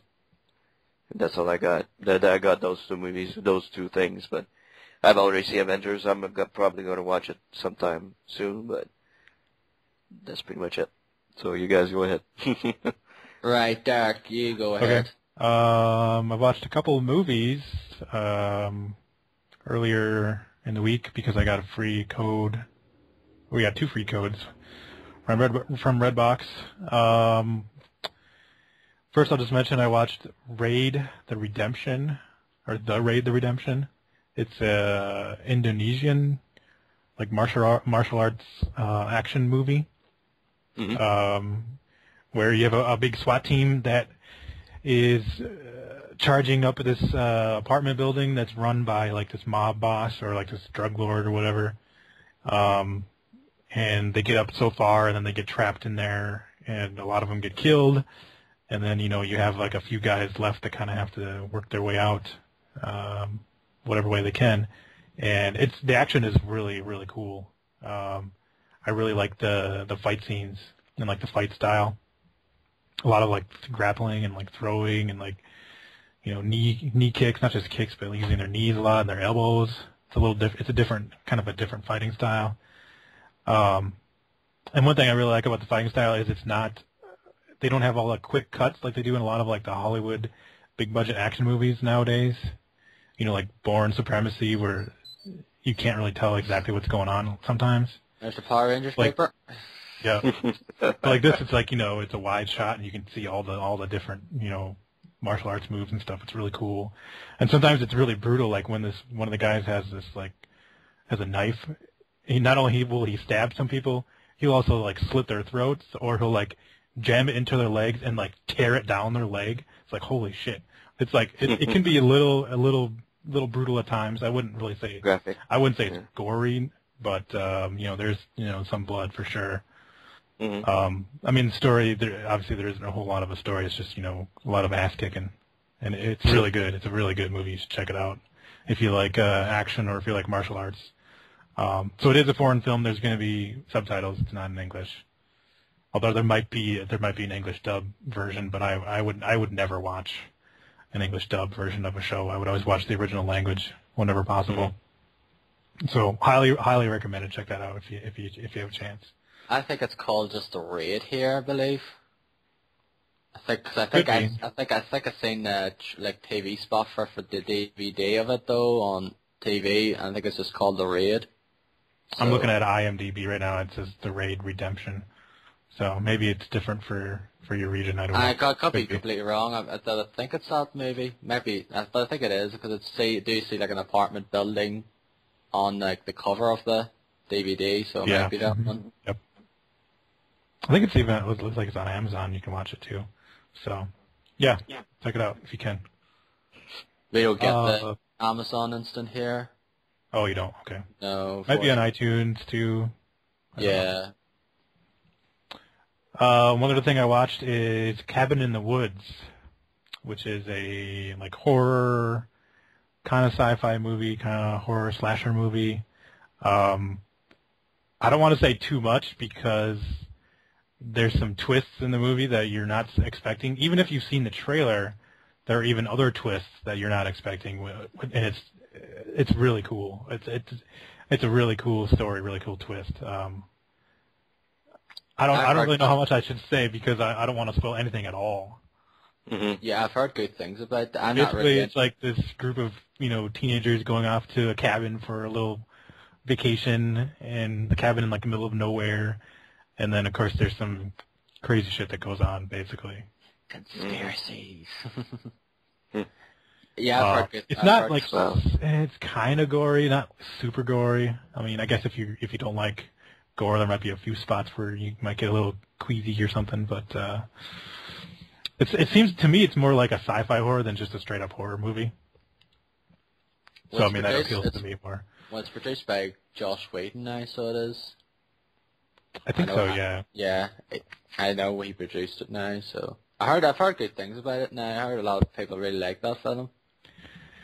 I like it a lot. I want to buy the Blu-ray and watch all the extras. It's really cool. Yeah, like I said, I don't really want to say much because I don't want to spoil anything at all. I don't really know how I can describe it without giving it away. And go ahead. You know you want to. Nah, just go. You're just kidding. Yeah, maybe not. I mean, even if you've seen the trailer, which does spoil some stuff, there's a lot of other stuff going on that, you know, you wouldn't know about. So, because I remember when I heard about this movie when it came out, and everybody was like raving about it, and they were saying like, don't see the trailer. So I kind of assumed like, oh, I already like got it spoiled for me. But I decided to check it out, and there's a lot more going on than they show in the trailer. It's cool. Good. I like it a lot. I recommend this even more than the Raid the Redemption. Definitely one of my favorite movies of this year.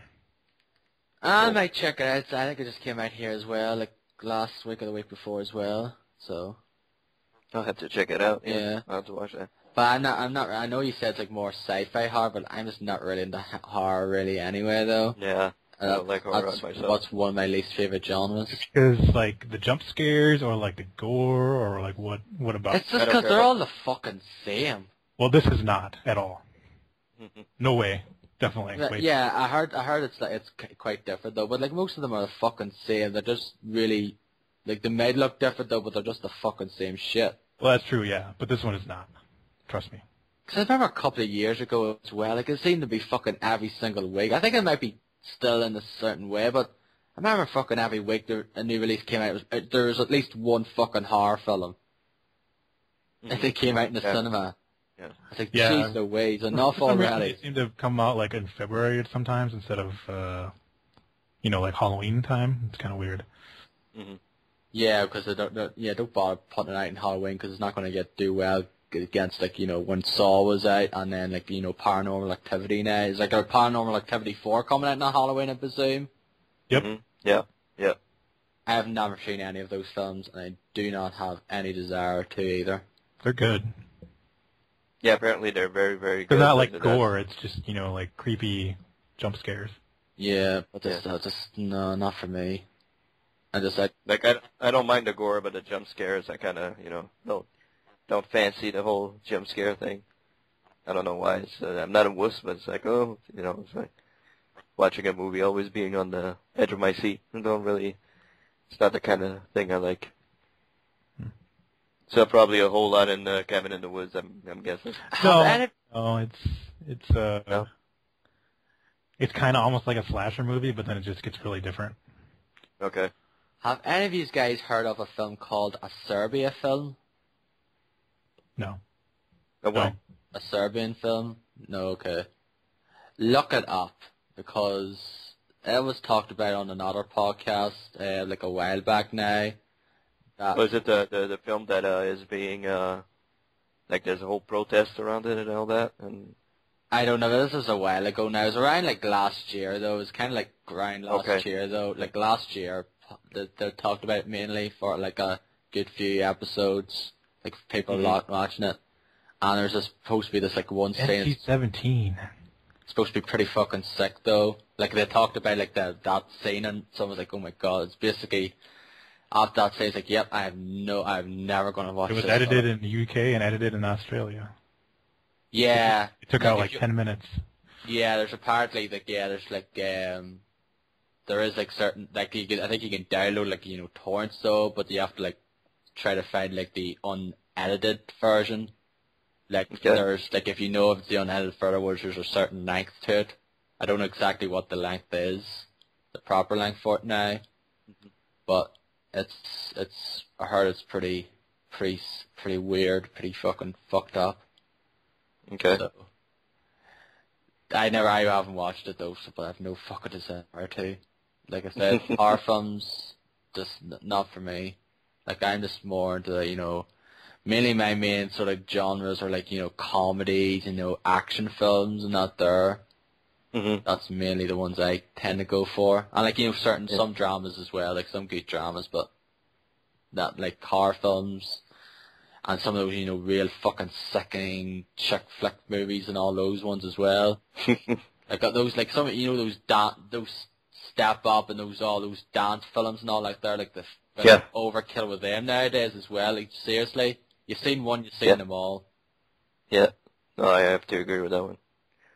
Step Up to the Streets and all that. Yeah, crap. I think it was like Step Up Miami Heat was like Step Up 4. I think at this point, like jeez Louise. Yeah. Really, is it really necessary to have that many? That's it, Derek. Is that all you've been watching? Yep, that's it. Okay, I'll try to go through these ones as quick as possible here. True Blood Season 5 started here not last Monday, the Monday before. So it did, which is great because the fact is that I mentioned this before that we had to wait usually until January, February time for the season to come round this way, but thankfully FX this time did a smart move and actually put it just after, not too long after the season ended in the States. Because I think it just sort of ended maybe in August or so. Maybe, I think, a couple of weeks ago. And therefore I just had to start it here again. Watched the first 2 episodes. Just watched the second one there this afternoon. And, yep, it looks very interesting this season. I know you guys couldn't care less, but I very much love that show. It's one of my favourite shows, along with Game of Thrones. HBO know their stuff. Yeah. Before I move on, have any of you ever watched Band of Brothers? No. I've watched parts of it. Watch Band of Brothers. That to me is still one of the best things they've ever done. HBO. One of the best miniseries I've ever seen. You can get it pretty cheap nowadays on DVD and it's on Blu-ray as well. It's a 10. I heard it was pretty good. Yeah, it's a 10-part series. And chronicles this company called Easy Company for World War II. It was like one of the first sort of parachute regimentals in the army. That did like the drops in D-Day, and then it chronicles like their time in the training beforehand. Like it's like based on a book done by Stephen E. Ambrose, and it chronicles the times they've done like stories and the camps that with the train in America, and then go over to like England and train a bit there, and then go into France and you go through France, Holland, and then like Germany and out there as well. So definitely recommend. It's like 10 years. It's like 11 years old now, I think. It's like 2001. But I love that series. Fucking love that series. I usually watch it like once a year, so I do. It's just brilliant. Yeah. I watched Mean Girls on Netflix, which I like that film. I don't care what anyone says. I like that film, so I do. It's just I've heard of it. Never watched it. It's Tina Fey, don't you, in 30 Rock? Yeah. She did the screenplay for it. I think it's based on a book though, but I think she wrote the screenplay for this one here, and she's in it as well. She's like she's a teacher in it, so she is. I just like that film, so I do. And it's kind of one of the last sort of highlights of Lindsay Lohan before she went down fucking hell. Yeah. Before she went down into the pits of hell. Pretty much. Like I think she started her music career like shortly after this came out, and then after that, it's like, ew. Yeah. Where she just basically went into drugs, rehab, and just pretty much her life went to shit. I think she posed for Playboy as well one time as well, and yeah, I think she did. And that has Rachel McAdams. It has Amanda Seyfried, who is in Mamma Mia, and she has Lacey Chabert, who was the original voice of Meg Griffin in Family Guy. Yeah. Before Mila Kunis. But I like that film. Jackass number 2 I watched on Netflix as well. I really used to like the Jackass series on MTV when it was in its prime, and I remember went to see the first film in the cinema with my brother, and just laughing our asses off at some of the things that happened in it. Have you ever watched Jackass or the films? Yeah, I've seen the movies. Yeah. What would be your favorite of the films? I don't even know. I don't know. They're pretty much the same. Yeah, exactly. Yeah, like there's one hit in this one here. I fucking think it's just really gross though. What's his name? John Rivers is this big magic trick, and it's like wee man's on the bed, and they get this fucking very fucking huge ass fat woman to cover him. Yeah. To make him disappear, and this big fucking woman just covers and smothers him. Yeah. And then Johnny Knoxville goes, "Where did he go?" Yeah, that was pretty good. Oh man.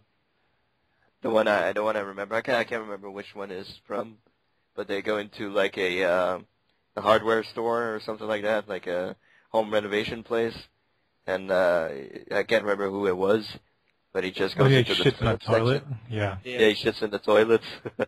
Yeah. Dave England, he's probably my least favorite person in that there, because that's all he fucking does, really. Like, he did one as well for Jackass number 2, where he has this like wee yeah, it's like a mold thing here as well. It's like this toilet there, and it's like this wee mold thing, and he shits in it. Yeah. And in the third one as well, he does this shit thing, the geyser thing as well. He has his thing tubed up, and it has shit in it, and then it's like this big fucking shit, like shit volcano as well.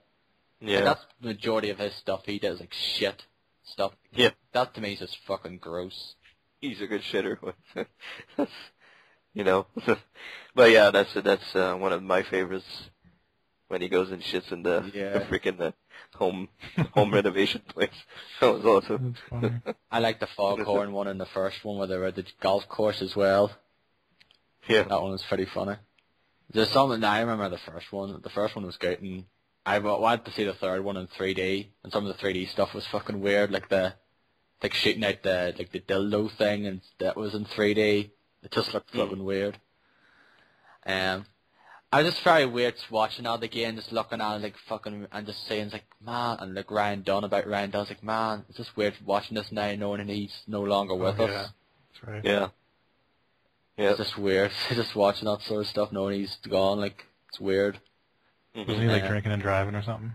Yeah, he was like drinking like 100 miles an hour and crashed. Yeah, well, that's what happens. Yeah. It's unfortunate, but you know, it's gonna happen if you do it. So. Yeah, exactly. Or you're gonna kill somebody and find yourself in prison. So. And finally, I got the Blu-ray for the Avengers, or Avengers Assemble as it's known over here. Yeah, I got the Blu-ray too. Yeah, because the fact... Avengers. Yeah, it's Avengers Assemble, because the fact is, as I think it is because of the reason, like the whole making confusion with that Avengers series that was on here. That's I think the reason why they changed it, like I mentioned before. Yeah. I watched it again though, and yeah, that film's still very, very good. Very good action packed, so it is. And I did like the thing as well, it is censored. Did any of you see that story? Yeah. I didn't know. The UK version of it's censored. Really? Yeah. Where you remember when with spoilers here in a way, I guess. Just say that a certain character gets killed in a certain way. Yeah, a certain character gets stabbed. The fact is the actual weapon he gets stabbed with doesn't show through his body. It's just basically pretend like it just like if you see it online, it doesn't get stabbed. It doesn't show the actual weapon, the staff he gets stabbed with, or whatever. It's just basically he gets stabbed with, and it's just basically a hole there. You see I think you see like the blood or something, but that's it. Yeah. And like I was like, really? And like why? I don't know. And I was like, why was that censored here and not elsewhere? That's weird. Yeah. Very, very confusing.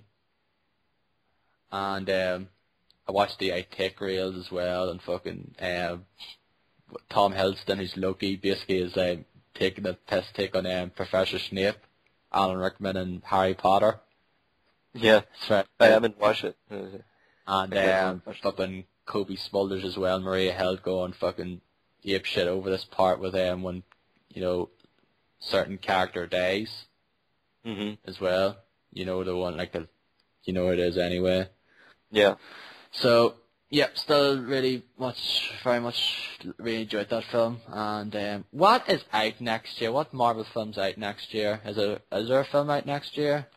Iron Man 3. I think so. I think it's Iron Man 3. Yeah. All right. Okay. And I think Ben Kingsley's in that one. Yeah, I think so. And I think he's playing like Iron Man's rival, like Nemesis or whatever, like the villain in it. Could be. As far as I can recall. I haven't looked up a whole lot about it, but I know it's coming out next year. So the next Avengers is like 2 years from now, 3 years. Yeah, I'd probably say 2015, maybe 2016, perhaps. Mm-hmm. Because they'll have Avengers, you have Iron Man 3, and then have Thor 2, and Captain America 2, and then Avengers 2 again. Hulk, probably. Yeah, have the Hulk film.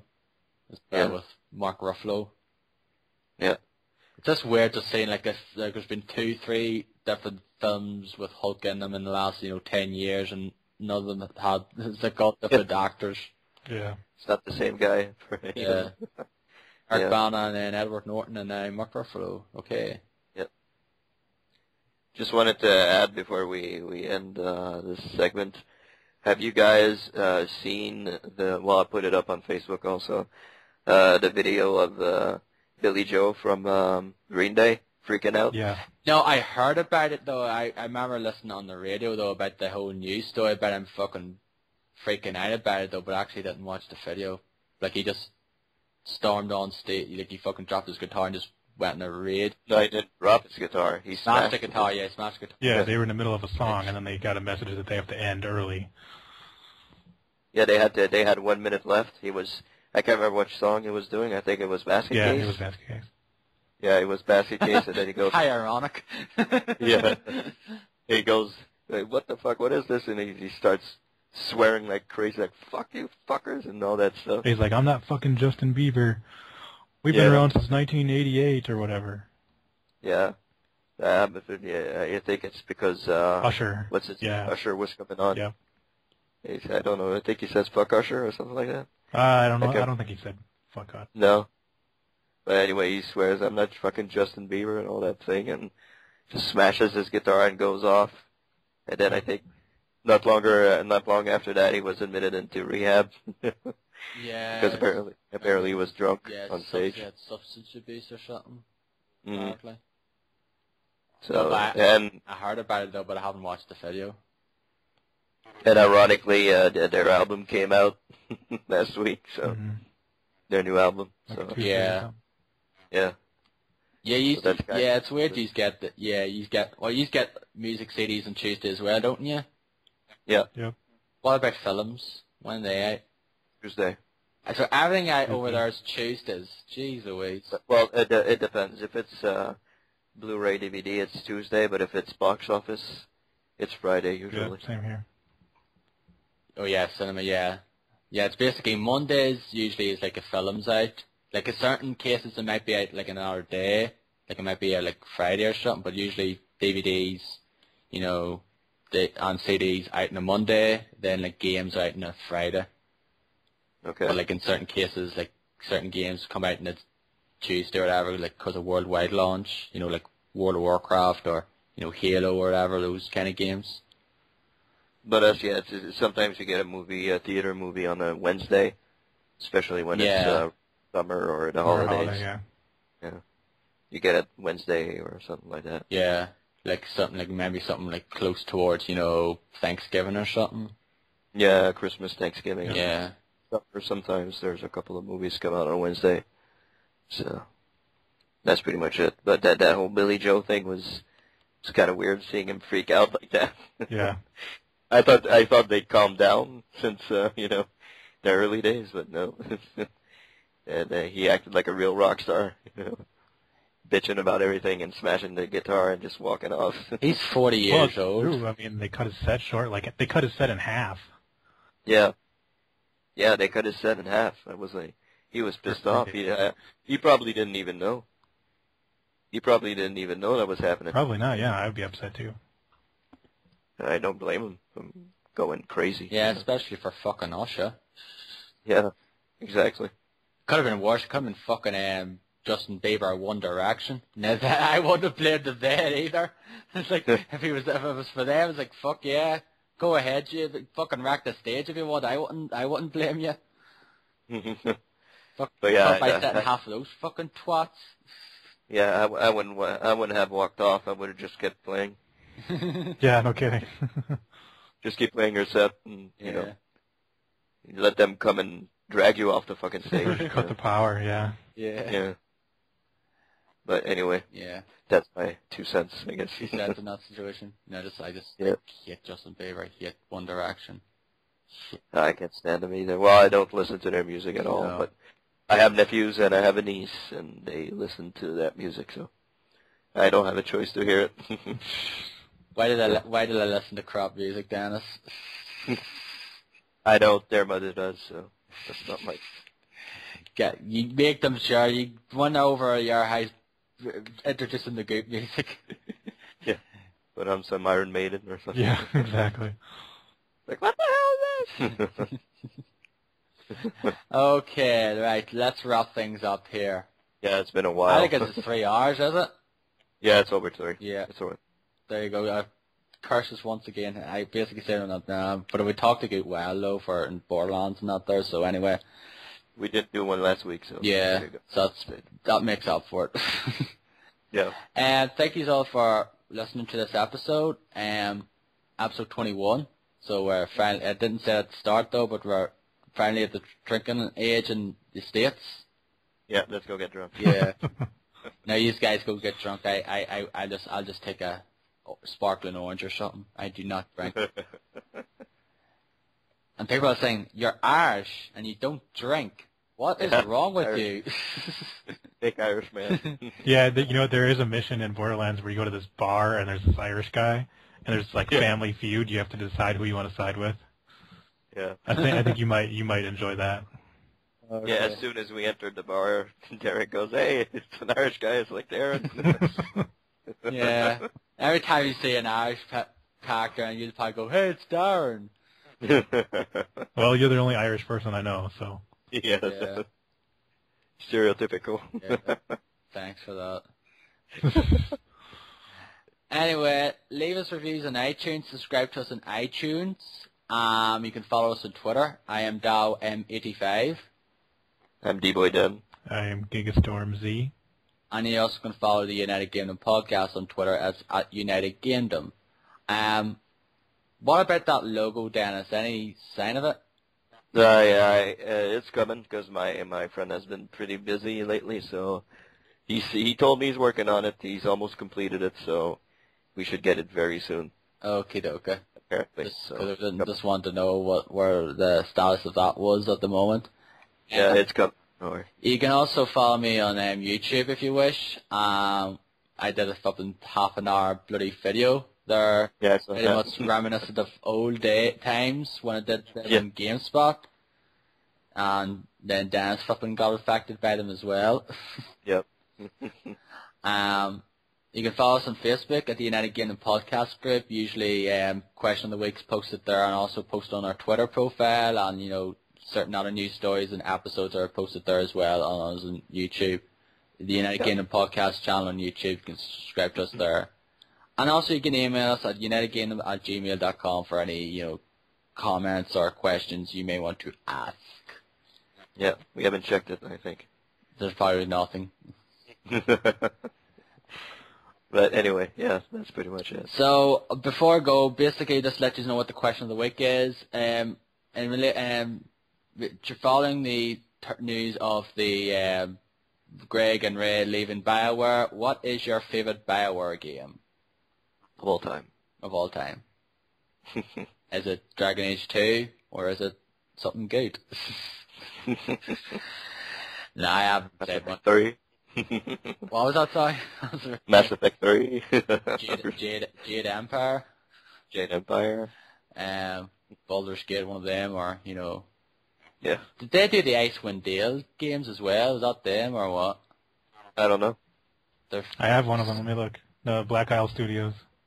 Yep. Okay. Bioware Infinity Engine. But they did not Yeah. develop it. Well, yeah, that's right. Okay. I think that's it now, before I ramble on too long here again. Thank you all for listening, and we'll see you all next time. So, goodbye. Bye. Later.